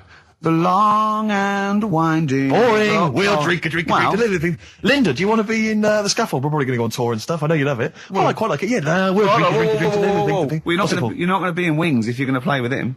Well, I got make a tricky decision. I mean, that's a great song. Everyone's loving it. It's Christmas number 1. What are you doing eating his bacon? Well, I love it. You don't eat bacon. Yeah, but I love the music. He's a great guy. Stop it. What are you doing? Well, I just, I love the music. We'll drink a No, you don't. Yesterday, all my troubles seem so... Thank you very much for that. Entry, Iron. Imagine that, because imagine how different going, well, you've had 19 number 1s. I mean, it can be around time. Yeah, if you stay like this with the scaffold, I'm going to rule the 70s. Yeah. If things that carry on going like they're going now, the scaffold... Ladies and gentlemen, will you please welcome to the stage, Beck. Oh, nice one. That was the Christmas song. Remember them dissing all over the place as usual? Absolutely. Dissing all his mum and everyone. Yeah, it's a little bit Christmas. Of cussing in there, which they bleeped out, thankfully. Karl's in a bad mood already. He's been in about 3 minutes and he's in a bad mood, getting stressed. If you can't hack it, leave. What's the matter with you? No, I'm just saying. I was meant to enjoy last Saturday off and I didn't. Why not? Why is that our fault? Because you weren't here? Just because... I don't know, but... Are you not in the Christmas spirit? Why didn't you enjoy last Saturday? What did you do? I went all the way back up north again, right? Because it was Suzanne's dad's birthday, right? I was busy last week, didn't have time to get him a present or anything. Didn't have time to get him. So I got to Euston Station, but a card for him, which was a Christmas card, so he wasn't happy because he was saying it's my birthday, and I said, well, I won't be seeing you again. So I've got a joint card. And then we went out. Did you get him a present? Well, no, because we went out on Saturday night for something to eat at this pub that he likes. It was a nice steak and onion rings, right? Lovely. So he should have been happy anyway. Yeah. But... What, you paid for it? No. But you should have been happy anyway. Suzanne paid for that because it is her dad, right, not mine. So I said, all right, what can I do? I said to her. So she said, just buy a few drinks or something. Anyway, I didn't get around to getting drinks. I can't believe it. Didn't get round to getting the drinks. Right, so I said, right, I'll pay for the cab. Right. Oh, what a lovely Christmas gift that is. Yeah, £2.50. I paid, no, it was like in £3 there, £3 back. So £6 you spent on him? Well, no, I spent more. See, that's what he said. He said, get the Bolton back, can't he said, oh, you spent on me £6 for my birthday. I said, no, I haven't, because I gave the taxi driver a tip. I'm a little bit worried about his attitude as well. Because even if, I mean, that is a stingy present, but you don't say... Well, I mean, let's be honest, that's the worst Christmas gift ever, because, I mean, you're pretty bad, like we discussed in the past, but at least you spend a bit of money. Yeah. It's just thoughtless. Yeah. This is nothing. I know. You haven't given him any time. I mean, I would... And I knew my demographic. They loved it, my family. They couldn't believe their luck. You know. Well, a tenner. You spent a tenner on him? Well, the cab fare was £6. But the thing is, it's not. I don't think he's saying that. I think it's the fact that this is like, you know, frittering away in everyday life. He would have loved to. I'm sure he would have been appreciative of a lovely £10 gift that you cared about and bought. A book he probably likes, Fly Fishing, doesn't he, by J.R. Hartley. If you'd have bought that, he'd have gone, that's what I was looking for. Or what I was looking for, Karl. Bloody hell, Karl, you little balls twat. That's just what I wanted. So, all right. So just calm down. So what have you got planned for Christmas? Is this what? I mean, are you doing the same? Oh, Karl, excellent. You've paid me milk bill for this week. That were nice. I'm spent this year. So have you planned anything for Suzanne, or are you just? Yeah, I'm taking her out Christmas Day for something to eat. Well, does she know that? Was that? She's working today, so she you know. So right. Okay. So what Christmas gift have you got? That's it. I'm taking her out. What, you haven't got a present? No, because we spent a lot. Don't forget, that's half yours, though. You're not going to just be sitting there watching her eat, going, "Oh, I'm hungry, but I spent all." You're going to be eating as well. That's half yours. So she's got nothing to unwrap. He's like a cat who's been hit. She's got nothing to unwrap. There's nothing. She's going to hand something over to you, because I've met the woman. She will. She'll hand something over. You'll open it. You'll love it. I might get something today. You shouldn't take me to begrudgingly persuade you to do it. God. Yeah. Right, so... Yeah. Well, I'm gonna try and stick in some Christmas songs. We're not playing all Christmas songs, but I've brought in a couple. So this is Christmas, John Lennon, The River, Joni Mitchell, Fairy Tale New York, one of the best Christmas songs ever. Oh, what about a bit of Pretenders? That's a good one, 2,000 Miles. Let's hear it. Pretenders, 2,000 Miles on XFM 104.9. This sort of Christmas edition. We're not here next week, are we? No. Karl is, aren't you? Well, you are in a way. I was doing a best of, innit? Yeah. Is it a best of? Yeah. Brilliant. Have you been putting it together? Not yet. Okay. I'll do it today. Tell me what bits you want in it, and I'll sort it out. It's not for me to say, is it? Yeah, it is the best stuff. Well, maybe people could email in with their highlights of the year for them. I'm trying to think what they were. I mean, mostly talking to Karl. It'd be mostly Karl, wouldn't it? Mostly Karl, gibberish from Karl. I think it'd be an awful lot of educating Ricky from Karl. Well, ricky.gervais@xfm.co.uk if you've got any thoughts and stuff you'd like to hear. Again, is there anything you'd like to hear of Karl saying something stupid, me and Steve laughing or slapping him? Yeah. That's basically the competition, isn't it? Well, there's a couple of instances where I tried to kiss him, I think, and you encouraged me. Yeah. Those are some highlights for me. Donald Blitzen from the About a Boy soundtrack by Badly Drawn Boy. Christmas theme there. You spotted the Christmas theme? Yeah. Karl's not really in festive mood, but I can't imagine Christmas is your time of year, is it, Karl? Well, I'm not sure any time of the year is, really. I liked it when I was about... I think when I was about 7 I enjoyed it. Was that the one? Was that the year, the big year for you? You get loads of stuff, you don't have to worry about anyone else, but once you've, got a job... What did you get when were you doing your paper round? How old were you then? I was about 13, 14. But that was then you were a man, weren't you? I had to buy stuff. Oh. But you're still not having a good time. You're quite a selfish man, aren't you? I didn't realise this. No, it's just that Christmas... And that's coming from him, Karl. My dad always said... Oh, right, steady on. Dad said Christmas morning was for, for me, so he used to stay in bed. So he never... That's brilliant. That's a great thing to say, isn't it? Yeah. Christmas morning's for you. Run wild, do what you want. Just don't bother me. I'm going to Honolulu for 2 weeks. That's great. Dad, it's Christmas. Do I have to do anything? No. So my mum used to get up, because she used to like to see my face light up, when I open the presents. And then, fireworks. And then I'd have to go to my bedroom from about 6 o'clock onwards, because, like, my mum and dad were into having big Christmas parties, and I wasn't, like, old enough to go. Right. So they'd say, right, you know, you've had your fun there, you go up to your bedroom, stay in there. Really? Yeah, I remember one year, right, I got a train set, that's what I wanted. Yeah. Right? It's brilliant. Playing with it all day. I thought, I don't mind about the party, I'm happy staying up here, playing with this. Brother comes in, he's had a few, right, he's going, yeah, give us a go on your train. How old is he? He's a bit older than me, so he might have been like, let's see. Well, let him be 18. Yeah, probably about 18, 19, and how old were you? like that. I had a train set, so, I don't know, about 14. something like that. Yeah. Right, so I'm playing on that, loving it and stuff, and then he comes in and goes, oh, give us a go. He turns the transformer up to, like, 14. He went really fast for about 5 seconds, broke it, and then he went back downstairs. Wow. So Christmas, I hadn't even got to Sounds Christmas like Day. the Conservative government with British Rail. Satire, that is. Satire, Rick, I just thought that there's satire. If there's any satirical shows listening or it doesn't work in any way, because there's the analogy falls down apart from there being a train. Think it through, though. British Rail was trains. Yeah. And the government broke the trains in many ways. They didn't break them, like, not officially breaking them, but they kind of... It does work, it's perfect. Oh, I'm very pleased with that. And I can't, and no one's asked him to be on Have I Got News For You. It's weird, isn't it? Because it's strange, that, when you've got a satirical mind that's as quick as that. Yeah.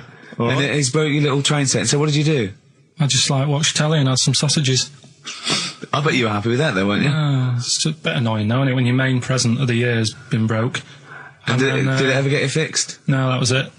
Put away. I'm intrigued why your parents wouldn't let you come and join in the festive fun. Was it, like, really debauched down there? Was it, like, eggnog everywhere? Well, no, but I mean, that's fair enough. 6 is a little bit early, but I just think, you know, if you're a kid, you know, he had his fun, put him to bed at 8, maybe. And you think so on Christmas Day? I thought that was a day for family. Well, not if there's a party going on. Well, don't have the party on to Christmas Day. Well, that's another option. Yeah. Your parents are weird. Aren't they a strange breed? Well, I think that was the year, right? You're talking about buying presents and stuff. I think I did treat my mum to... I didn't buy my dad anything. I think that was, like, when I got a bit older, I used to get my dad something, because he wasn't that bothered anyway. No. So, got me mum, there was a cheap shop, right? Of course. Thank God for that. Called Snips. Right? So I went in there and I thought, let's see what I can get her. And remember Victoria Plum? I don't think so. Well, it's like a fairy character. Right. Right? And my mum's into gnomes and stuff, right? So I thought, right... She must be pleased with you, then. Victoria Plum. I was thinking, is that one of the neighbours? Is it like a brandy do you liqueur? remember Victoria Plum? Victoria Plum. Victoria Plum, yeah, it's like a little fictional sort of character, right? Okay. So I saw it, I thought, yeah, she'll love that, right? So I did my paper round, saved up for 2 weeks, right? Aww. Got that sorted, went to Snips, bought the Victoria Plum.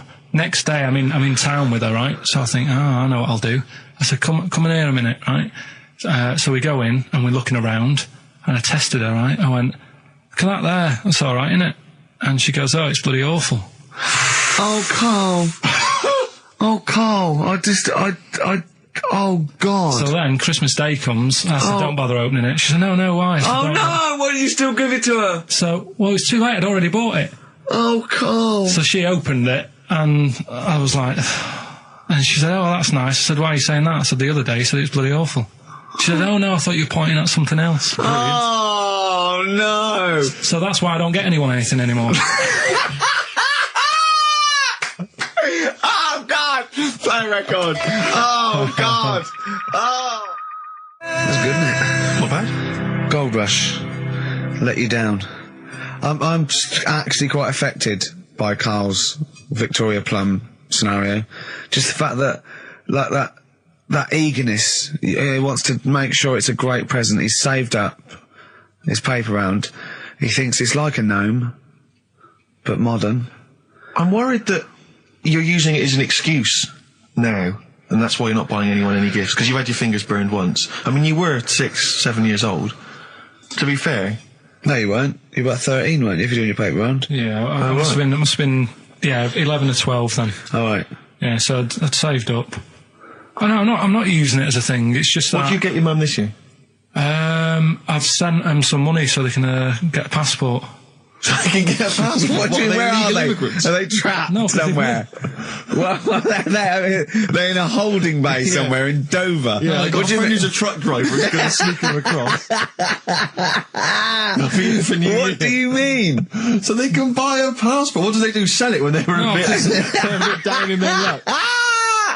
No, they haven't got that much money, right? They've never been abroad, and the mate said they might take them next year, and they said, "Oh, we haven't got a passport." So You've got to buy a passport, have you? Isn't that your God-given right as an Englishman? No, you've got to pay for them. They're 30 quid each, so you better had to, otherwise they're conning me. Right. So you send them 60 You don't quid? get born with a passport. Of course You send them 60 quid in an envelope, have you? Well, check. Right. I love that. He'll be watching telly and France will come on and he'll go, "Oh, what do you think of that?" She goes, "It looks bloody awful." Don't open it. No. Don't open it. Don't open it. So you've not paid for a holiday for them. No, I've just sorted out it's the better prize, isn't it? Because they can't go anywhere without it. Well, the passport keeps on giving. Yeah. So, 10 years. That is, yeah. So, but no, I never used to. I mean, I can't think of other things. I used to get me dad once I started getting him stuff. It used to be a dressing gown, and then. But as an extra surprise, I used to put like a cigar in the pocket, so he'd think that was it. Yeah. Then he'd put it on and put his hand in the pocket. Right. And then he'd just hit you because he thought you'd nicked it. Oh dear. So you bought him a jacket with a cigar? That's quite thoughtful. Did you sneak a cigar once on Christmas? Yeah. Well, that's when they used to have like the big do's, like I say. You know, they were known for it. Like the whole estate used to know that. You know, we were having a party. Yeah. So they'd all come round. So they'd all come round and just have food and drink and that. I can't imagine. I cannot imagine how unpleasant that must have been. Awful. And you locked in your bedroom with a broken train set. Yeah. And looking at Victoria Plum, whatever that was. In the bin. Oh, in the bin, yeah. And hear a mum saying, "And he got me this." Isn't this piece shit? of rubbish. You could hear him just throwing it against the wall and laughing. And all the neighbours laughing. And you'd come down and just be in pieces with loads of spit on it. Just loads of gob on it. Eyes. And all the Polaroids of them just like laughing at it and pointing. Stamping on it. Yeah. Alright. That's brought it all flooding back. But no, I used to get up in the morning and then like they'd still sort of all be there asleep on the floor and on the sofa. That's awful. That's terrible. Christmas is surely the one day a year which is a family thing. It's for the kids. They're the ones that was Boxing Day. Well, I know. Oh, that's all right. It's over. Yeah. Back on the bike. All right. Who's going to pay for this? What, me? Yes, Carl. You're doing 2 rounds today. Yeah, what's your paper round supporting the entire family? No, so I used to get up and like go downstairs and they'd be asleep, so I'd be mooching about trying to find like another present that's still working. I love the idea that these people from the estate had like squashed his presents. So I found a cigar that had been sort of lit up and then put out, so I thought, I'll have a go at that. I went outside and had a go, and that's the last time I smoked. Right. I tried it, I thought, I don't like that. I love the fact that he does everything once. Yeah. In his life. It's a line of, I've done everything once. I don't need to do it again. Teenage Fan Club from the XFM Christmas album, and that's Christmas Eve. Their guitar sounds are just brilliant. They're just always so nice. Alright, Carl, would you like that? Would you like Teenage Fan Club? Yeah, they're good. Carl, I feel like you've never kind of enjoyed the wonder of Christmas. I can't ever get the sense, maybe except when you were very, very young, you know, that kind of bright-eyed, you know, thinking of Santa, you know, kind of landing on the roof and coming down the chimney and drinking the sherry or whatever. So I like the idea of it, right? Sure. The sort of, you know, I used to get a couple of annuals every year, you know. So do I, yeah. And I was allowed to open one on Christmas Eve. Oh, that's brilliant. So they could throw it on the fire. I think a quick skim through, do the work search right. Yeah. I think so that's to light a cigar off the cooker.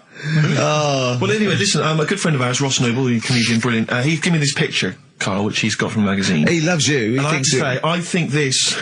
I just looked at it then. Obviously, it's not going to mean much to the listener. Oh, this is self-indulgent. It is currently available. I think it's in the current edition of Bizarre magazine, so you might want to buy that. It's not horrible, though, is it? There's a certain grotesqueness about it. Oh, it's a deformed person, isn't it? Well, to a degree, but I think what it's going to do for Carl is give him, I think for you and I, Rick, we're going to see his face light up, brighten up, like opening a wonderful Christmas gift. Oh, you know what? I think I've seen this. Is this the one with the kid with the big head? I'll be honest with you, Carl, it is. Have you seen it already? Yeah. Let me just show it to you again so you can kind of I haven't seen it. It's like... Yeah. We shouldn't be laughing at that. No, but that is like the kid who I went to school with. That is the same. That can't be the same. So do you recognise him? Seriously, that is the same thing he had.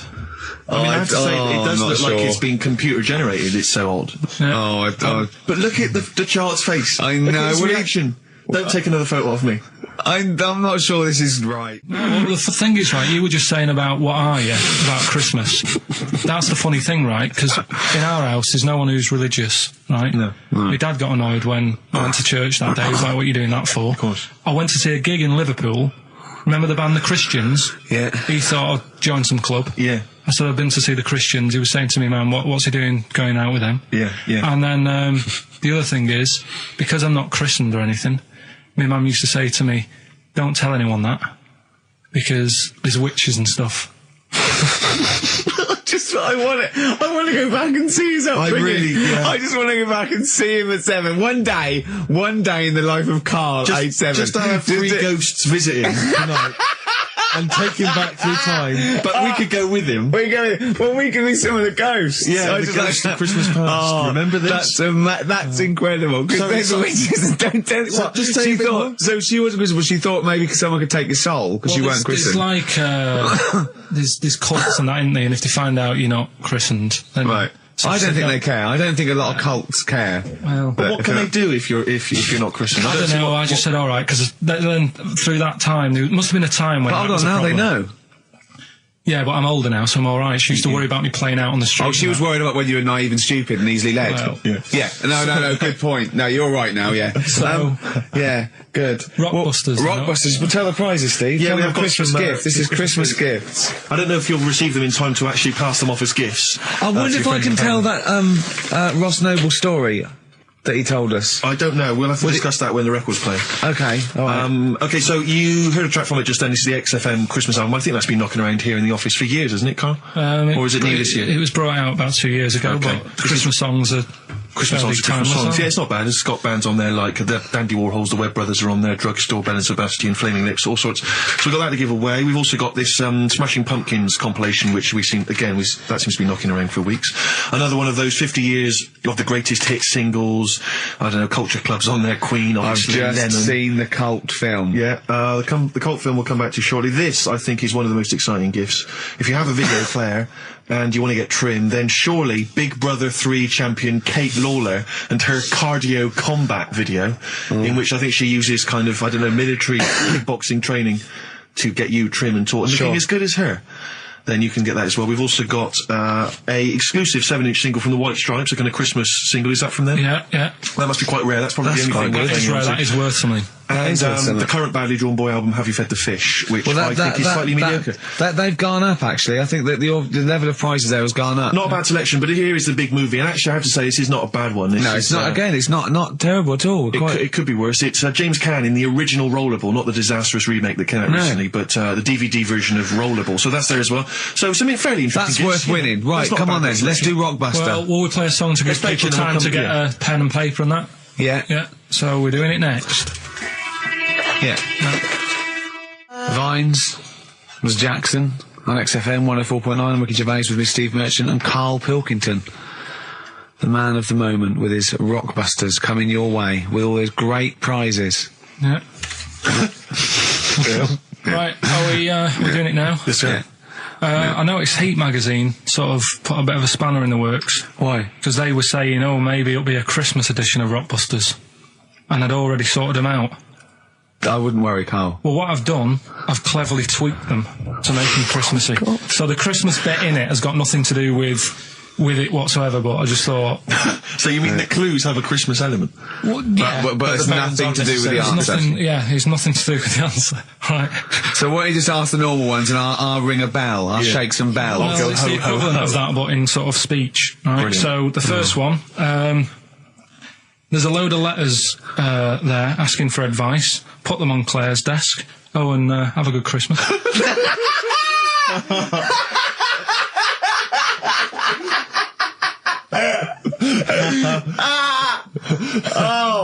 Give it to us again. Oh, God. Right, so there's a load of letters asking for advice. Put them on Claire's desk. Owen, have a good Christmas. Right, but bear in mind, people, that the Christmas element may not be relevant to these that's got nothing to do with it. I don't want to... Okay. Yeah. And the initial there is F, right? That's F. All right. Right, the second one. Ask your mum if you should, after you've wrapped the presents. Right, so ask your mum if you should. Ask your mum if you should, after you've wrapped the presents. That's S. S. All right. Okay. And the last one, a couple of people were arguing in the supermarket at the fruit and veg counter, but it's busy in there because it's Christmas.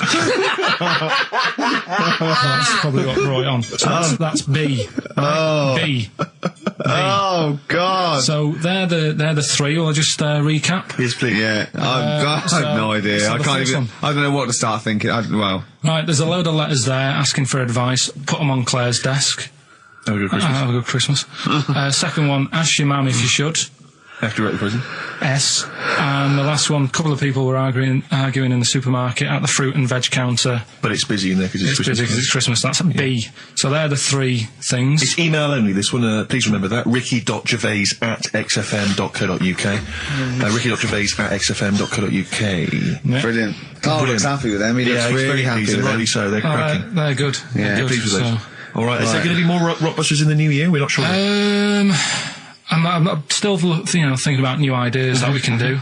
Okay. Are we starting Ridiculous today? Have you done? Couldn't be bothered. Couldn't be bothered. Couldn't be hard. Look forward to Ridiculous. He's just worried about. He nearly said asked, and he just stopped because he's worried because he's the producer. Yeah, well, I've got to set a standard. Oh dear. Carl, you have, mate. You have. So that's that. We've still got to come. I'll tell you what. Why don't we have a lovely tune? Yeah. Right, you make the tea. We're opening these biscuits from Alexandra. Yeah. We'll be enjoying that. Right, maybe segue so we can have a nice little, rest. I don't want to talk through it; it'd be rude. And then we're coming back, and as part of like Parkinson, and do we need them? Do we need them? Yeah. Carl has interviewed an expert on jellyfish. Brilliant. So we've got that. Plus, of course, we've got a two-part Educating Ricky. You've got Educating Ricky still to come. With a Christmas theme or not? And we've still got things like the Pogues, John Lennon, Joni Mitchell, just David Bowie. Are you suggesting there's going to be some great music and some fun chat? Lovely. Let's do a classic. Let's do a big stomp in one of the best Christmas songs of all time, shall we? What are you thinking? Fairy Tale in New York. Excellent. Fairy Tale in New York. Oh, it's always the Pogues featuring Christian McCall on XFM 104.9, the Christmas edition. Indeed. David Bowie, Everyone Says Hi. It's got a melancholy feeling about today's show, isn't it, that Christmas? I think there's often... Carl with his Victoria Plum. I want to see a Victoria Plum. I want to know what it is. Does it look like a little gnome? It's a woman gnome. A female gnome? Yeah. A little gnome. Did your mum collect gnomes? She likes anything gnomes. She likes fairies. She likes, Indians. She collects all that stuff. Yeah, and it doesn't matter what it is. What do you mean? Like a proper Indian with all the headgear on. Or a Native American. She likes anything with them on. Like, it can be a fridge magnet. It can be, just anything. A lot of Native American wisdom is around the fridge magnet because they think it has special powers of adhesion. Yeah. Yeah, that's, you read some of their writings, the great works. Snowbird from Mark Eitzel, part of his covers album. He's so happy that the XFM listeners understand his stupid clues, and he knows it annoys me. We've got some right answers. We'll be giving out the answers just quickly, just in case someone sort of missed one of them. I'll just quickly do them, yeah? Yeah, go on. First one, there's a load of letters. There's a load of letters there asking for advice. Put them on Claire's desk. Oh, a Merry Christmas. Ask your mum if you should. Oh, a Merry Christmas. And a couple of people were arguing in the supermarket. It was Christmas, that's why. Counter. And that's B. Okay, we'll give those answers out shortly. Yeah. I just have to show you something, Rick, before we move on. I know we've got another Educating Ricky, but someone just sent this in. Yeah. They've been looking on eBay for Victoria Plum. You're joking? Come here and see the photograph. Oh, God, that's fantastic. Oh, well. Yeah. Have a look. That's it. Oh, God, he got that for his mum. It's the worst piece of tat I've ever seen. Carl! Carl. Imagine how... Oh, gutted. Carl. Imagine how... Look, think of him now, right? There it is. That's the worst thing I've ever seen. I'll tell you what, it looks like a Diddy man gone wrong. It looks like a Diddy man prostitute. That is... Is that the one, Carl? Well, it was a different colour. It had a yellow at. mine. No, but look, how do they get? Tell them they go into eBay. So you need to log on to ebay.co.uk. I'm sure you've used it before. It's the online marketplace, ebay.co.uk. And if you type in Victoria Plum, I'm assuming that you can track this down. That's amazing. It's the worst piece of rubbish I've ever just think seen. how cute he was as a kid, though, doing that. Just think of him, just going... just seeing that and thinking, oh, she likes gnomes! It's the worst thing I've ever seen! I mean, to be fair, I don't know what her prize collection of gnomes looks like, but I can't imagine they're much better than that. I mean, gnomes are a fairly grotesque thing. But certainly your mum's taste and discretion is... Did you ever those houses on your estate, you'd go in there and it was just loads of those dolls still in their packaging all around the room? And sort of like one of those homes that keeps the sort of packaging on the three-piece suite. Why don't you buy another one for her for Christmas? Yeah. It's $3.99 it looks, but that's £2.49 because that was $3.99.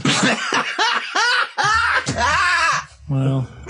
Oh, buy it, Carl. No, because I've sorted out her passport this year anyway. I'll get her that next year. Right, so listen, right? Okay. John Lennon. Happy Christmas, war's over and all that. Indeed, yeah. Brilliant tune. Great tune. And I've had a great time. Merry Christmas, everybody. I hope we haven't offended you by some of Carl's rantings. Just think of what he's gone through in his life. That Victoria Plum incident. Carl, I've got a little gift for you here before we go. Oh, you're joking. I haven't got you anything. Well, no, you haven't got your girlfriend anything. I wasn't expecting much. It's not exciting, but it's worth taking. In fact, why don't you just re-gift that straight away? It's alright, cheers for that. It doesn't even looked at it. Champagne. That's not the champagne we got free from the BBC, is it? It's not actually, no, Rick, because that is far too good for the likes of Carl. Oh, right. And I wasn't going to give it to me. You wouldn't appreciate it. That's just sparkling wine. Oh, brilliant. Oh, I love that. Yeah, he doesn't know the difference. I'm seeing Carl on Christmas Day, because he's around Christmas Day in London, so I'll get you a little gift then, Carl. Alright. That'd be good, wouldn't it? It'd be a nice little... Okay, answers. We must give the answers. You would have to go to bed at 6, though, so we can play. Can we finish there now? Yeah. What do you mean? What do you mean? Can we finish there now? Just play the ads and go. What? No, what are you talking about? We're going to play Journey to River all day. Play that then. Goodness me, Carl, look at you. We haven't got time. Merry Christmas, Carl. Merry Christmas, Carl. Enjoy the champagne. Let's give him a little kiss. A little kiss. Oh, no, with tongues, it's Christmas. Don't. Stop messing about. Get up! Can I just ask Carl how he got on over Christmas? Because the last time I spoke to him, you hadn't bought a present for your girlfriend. Yeah. I had to say I was on tenterhooks all Christmas. Well, you changed it. After that show, I felt bad, even though I shouldn't have done, because... Because you hadn't bought your girlfriend a Christmas present? I said to you, I booked a table at a hotel in Covent Garden, had Christmas dinner there, which was nice, right? It's good food and everything. Didn't feel like enough to me. Well, then I went out and treated some stuff, and then... No. A couple of days before Christmas, he went... I took Suzanne to that hotel we're going to go to for Christmas dinner. We had tea and cakes. And I went, oh, you treated her? He went, no, she paid for it, but I was just showing her what it was going to be like. That was her extra treat. She paid for it. I love that. Brilliant. Yeah. Well, it was it was like 150 quid for a meal for two, which is pretty dear. So I'm not going to buy her cakes as well. I love that! All right, love, have anything you want. You pay for your own pudding, I'm not mental. Yeah. So you treated her to some other stuff? Yeah, some bits and bobs. What, so she chose them and you paid for them? What, the presents? Yeah. Or you chose them and she paid for them, but, you know, it's the thought that counts. I got them on the way home that Saturday. Well done. And what did you buy? Well, just some bits. It might be personal, Steve. Well, I don't care. Just some bits. Yeah, but bits and pieces. Leave out the personal bits. What bits? Just little things. And then yesterday, right? A monkey wrench and a new washer for the shower. Yeah. Some recordable CDs that you need for your job. Oh, dear. Now, when you gave those presents to her, did her face light up? Right.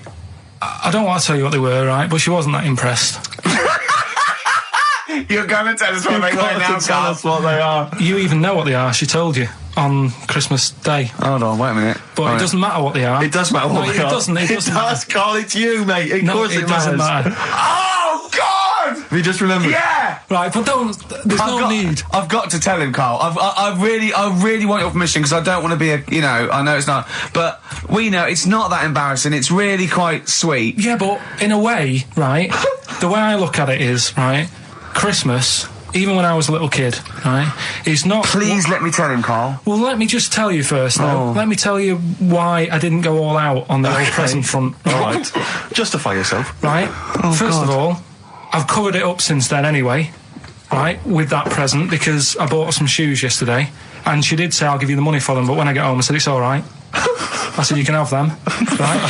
So not only did I buy her some food on Christmas Day, I got her shoes. She's probably had a total... And they feel like a horse.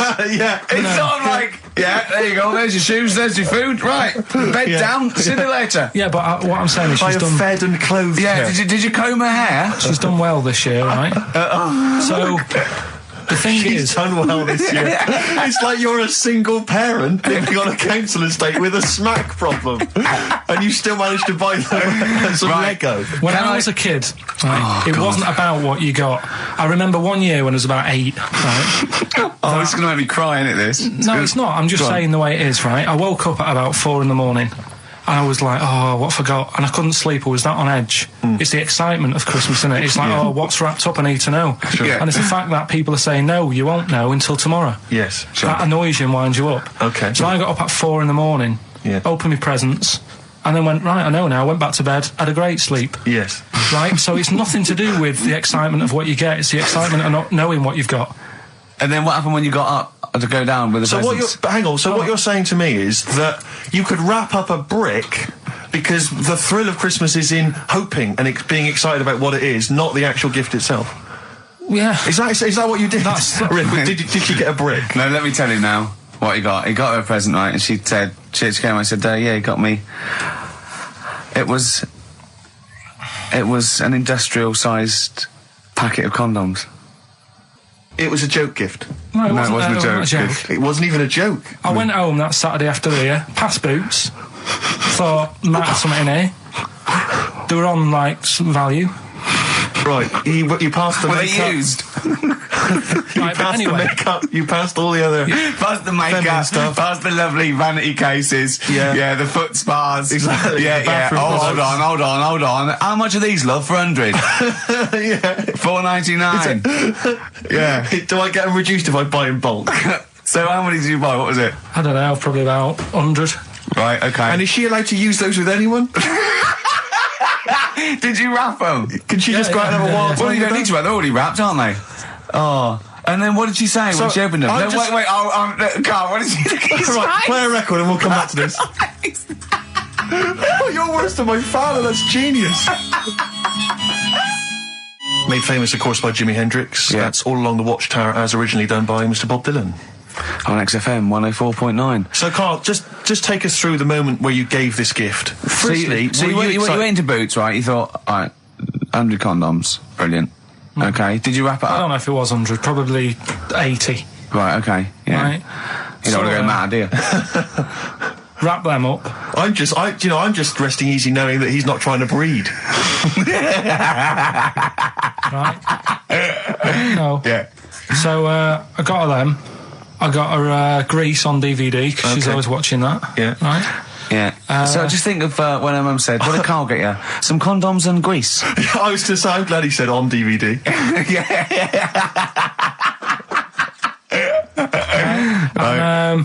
She was surprised anyway, right? Because yeah, I bet she was. No, when she got she was thinking like jewellery. No, right? that showed her.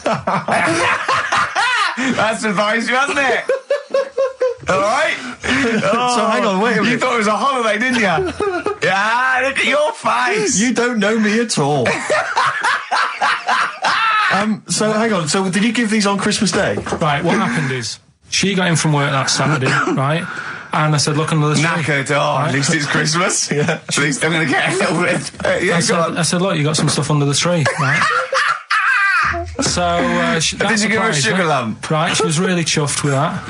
But she said she was a bit puzzled because I didn't know we had any wrapping paper, right? So I ended up using wallpaper. You didn't take it off the wall though. You had some. No, it was some left over, right? So she said, "Why have you used wallpaper?" I said, "Well, I didn't have any paper, and you were getting in a bit, and I wanted you to have a surprise." So she said, "Can I have a feel of them?" I said, The no. presents. You thought, right, I've got the right thing. Yeah. Right. And then Christmas Day, I said, no, don't get carried away. It's nothing really good. You know, we said we weren't going to buy each other much. So there you go, open them. Yeah, go on. And can I just ask, had you received your present from her yet? Yeah. So what had you received? What did he have? Had some shoes. Nice. Right. Getaway game for PlayStation. Nice. I'm just totting up the value of those. Yeah. Go on, yeah. And just also think about how much fun and pleasure you get from them. Yeah. Although, of course, condoms, I can see the the appeal. Well, okay. So I think but also add to that bit 150 quid for a meal. If you're going to start totting up, 150 quid for a meal. I bought some shoes, 72 quid. Yeah, that was after the event, though. Doesn't matter. All right, so you received these, dare I say it, thoughtful and nice gifts. You handed over the box of condoms. They were wrapped up. She unwrapped them. Yeah. Go on, take us through it. Walk us through it. Well, it's not something you play with on Christmas morning. Oh God! Oh, right. But when she opened them, what did she say? Well, I wrapped them twice as well, so she thought it was something really good. Extra protection, right? And so she thought it was something really good. And then, the disappointment would be doubled. Yeah, go on, yeah. Then she just opened it and went, "Oh yeah, so what's on the telly?" And that was that. Ungrateful. What an ungrateful woman that is. Well, fancy not wanting. I told her a box of economy condoms from Boots. I said to her about the thing about, you know, it's all about the surprise and that, innit? Yeah. You explained that to her? Yeah. What, after she'd unwrapped it? Yeah. Thoughtful. And she was all right about it. Yeah. She understood. Rick, you know I suggested to him that he buy his girlfriend a gift. I'm worried I've done more damage to the relationship by suggesting that than if he had just forgotten. Next time you've got to go shopping for her yourself, Steve. I think I might do. You've better go shopping for her yourself. I'm glad it's all over though. It's mental. Yeah. It annoys me. The whole thing annoys me, and she knows that as well. Yeah. She should know. What? She still insists on having Christmas once a year. Well. Wow. I'm you know. No, but well, anyway, what did you get? I can't think what you bring to the relationship, Karl. I don't know what it is she's getting from you in this relationship. It's like she's doing all the work. 80 times. Oh God, Karl! I love it. You're brilliant. I know what she's getting. He's the. What? No, he's not thoughtful. No, but he's thoughtful. He's the best he can do with the brain he's got. Do you know what I mean? Right. He's doing his best. He's absolutely doing his best. There's no. He's working at the limits of his powers. Do you know what I mean? Though he's done as well as he can with what he was given. Sure. Yeah, and that's admirable. Yeah. It's like, I think he's done better than you'd expect. I bet his teachers didn't even think he'd get this far. Do you know what I mean? What, find a girl? No, well, yeah, a job, a girl. Yeah. Do you know what I mean? Clothe himself. He's done really well. What do you think, Karl? You think you've done well? I think I've done all right compared to some of my mates. What are they doing now? Probably not that much. Do you know what I mean? Mrs. Matthews said I wouldn't be an high flyer. I think I'm doing all right. Yeah. Do you know what I mean? I have a holiday every year. Got somewhere to live and that. Yeah. Got a new flat, haven't you? Yeah, so where are they then, the condoms? Did she show them to her family and friends? No. Take them into work? Look what Karl I'm surprised she told Ricky, actually. I was a bit disappointed in that. Yeah. Because I didn't go shouting around. Well, she was so excited, Karl, clearly. She was just so pleased and proud. Yeah. All right, play a record, we'll come back to it. No, that's it now. Streets, don't mug yourself, XFM 104.9, Ricky Gervais, Steve Merchant, Karl Pilkington, a regular Santa Claus. I'll leave it. Oh, dear. Right, listen, right, yeah, New Year and all that. He's great, isn't he? Rockbusters is on the way. We're getting some good stuff coming in. I have to say, I'm amazed. Every answer I've had so far has been correct. I listened to the clues. I've got no idea, and I know you, Karl. I spend time with you. Have you seen the XFM listeners? Well, of course they're the same as Karl. Sure. Of course they've got the same mindset. Yeah. Oh, right. So what did you do for New Year instantly? Well, I cocked it up a bit. Right. You're joking.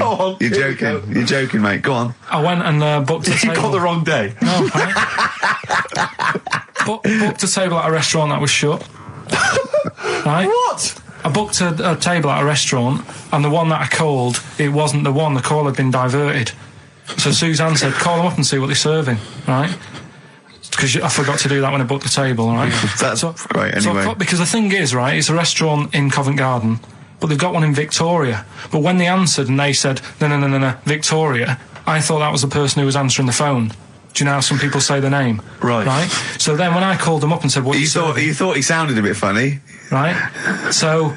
I'm confused, Karl, but probably not more. No more than you would have been on the... it was a branch of a... he doesn't want to give the restaurant away, so he phoned it up. There's one in Covent Garden. They answered the phone. So it's not, the restaurant's not called No. No, they said, no, Victoria. Why can't we name the restaurant? I don't know why. It's not libelous. Are we scared that, are you scared people are going to sort of see you in there because it's your regular haunt?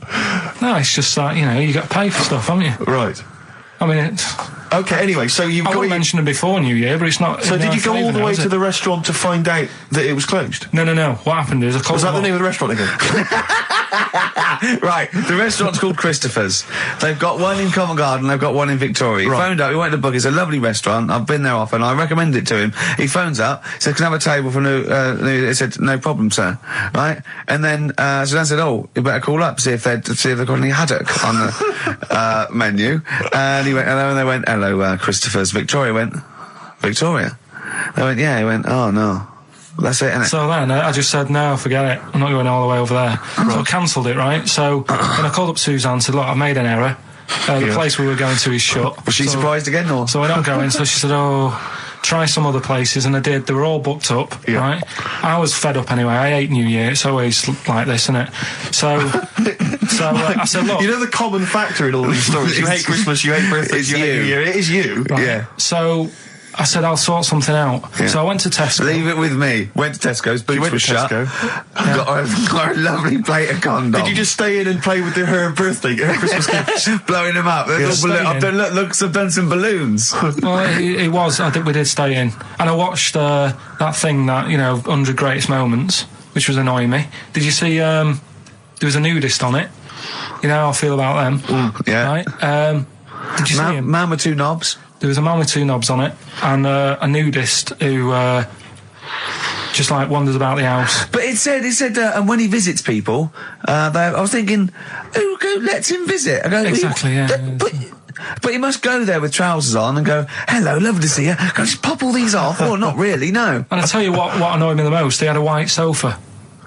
If you were a nudist, you'd get a darker one. Right? So anyway, right, so we ended up watching that. That annoyed me. And then I was tired by about 11, and I said, let's go to bed. And she said, you can't. And that annoys me, the fact that because it's New Year, you got to stay up. And it's like, well, why? Can't we just... They should bring it forward, so in case you want to quarter to 10. Well, you stay up, and it's like my eyes were dead heavy, and I was like, I want to go to sleep. So just stay up, and then it's midnight, and you go Happy New Year, then you go to bed. Yeah. Well, not everyone, Karl. Some people have a little party. So it's over with anyway. Yeah. Sorry, are you 86 years old? It just gets on my nerves. Do you ever enjoy it? You never seem to have any fun, Karl. This is what disappoints. This is what worries me. I feel like you're going to die. You're here, you're here, Karl. With us two, we've got three. As I was just saying to Steve, three of the greatest comedy minds ever in one room. And Steve pointed out, since the goodies. True. Do you know what I mean? Well, I mean, it should be party central. Yeah.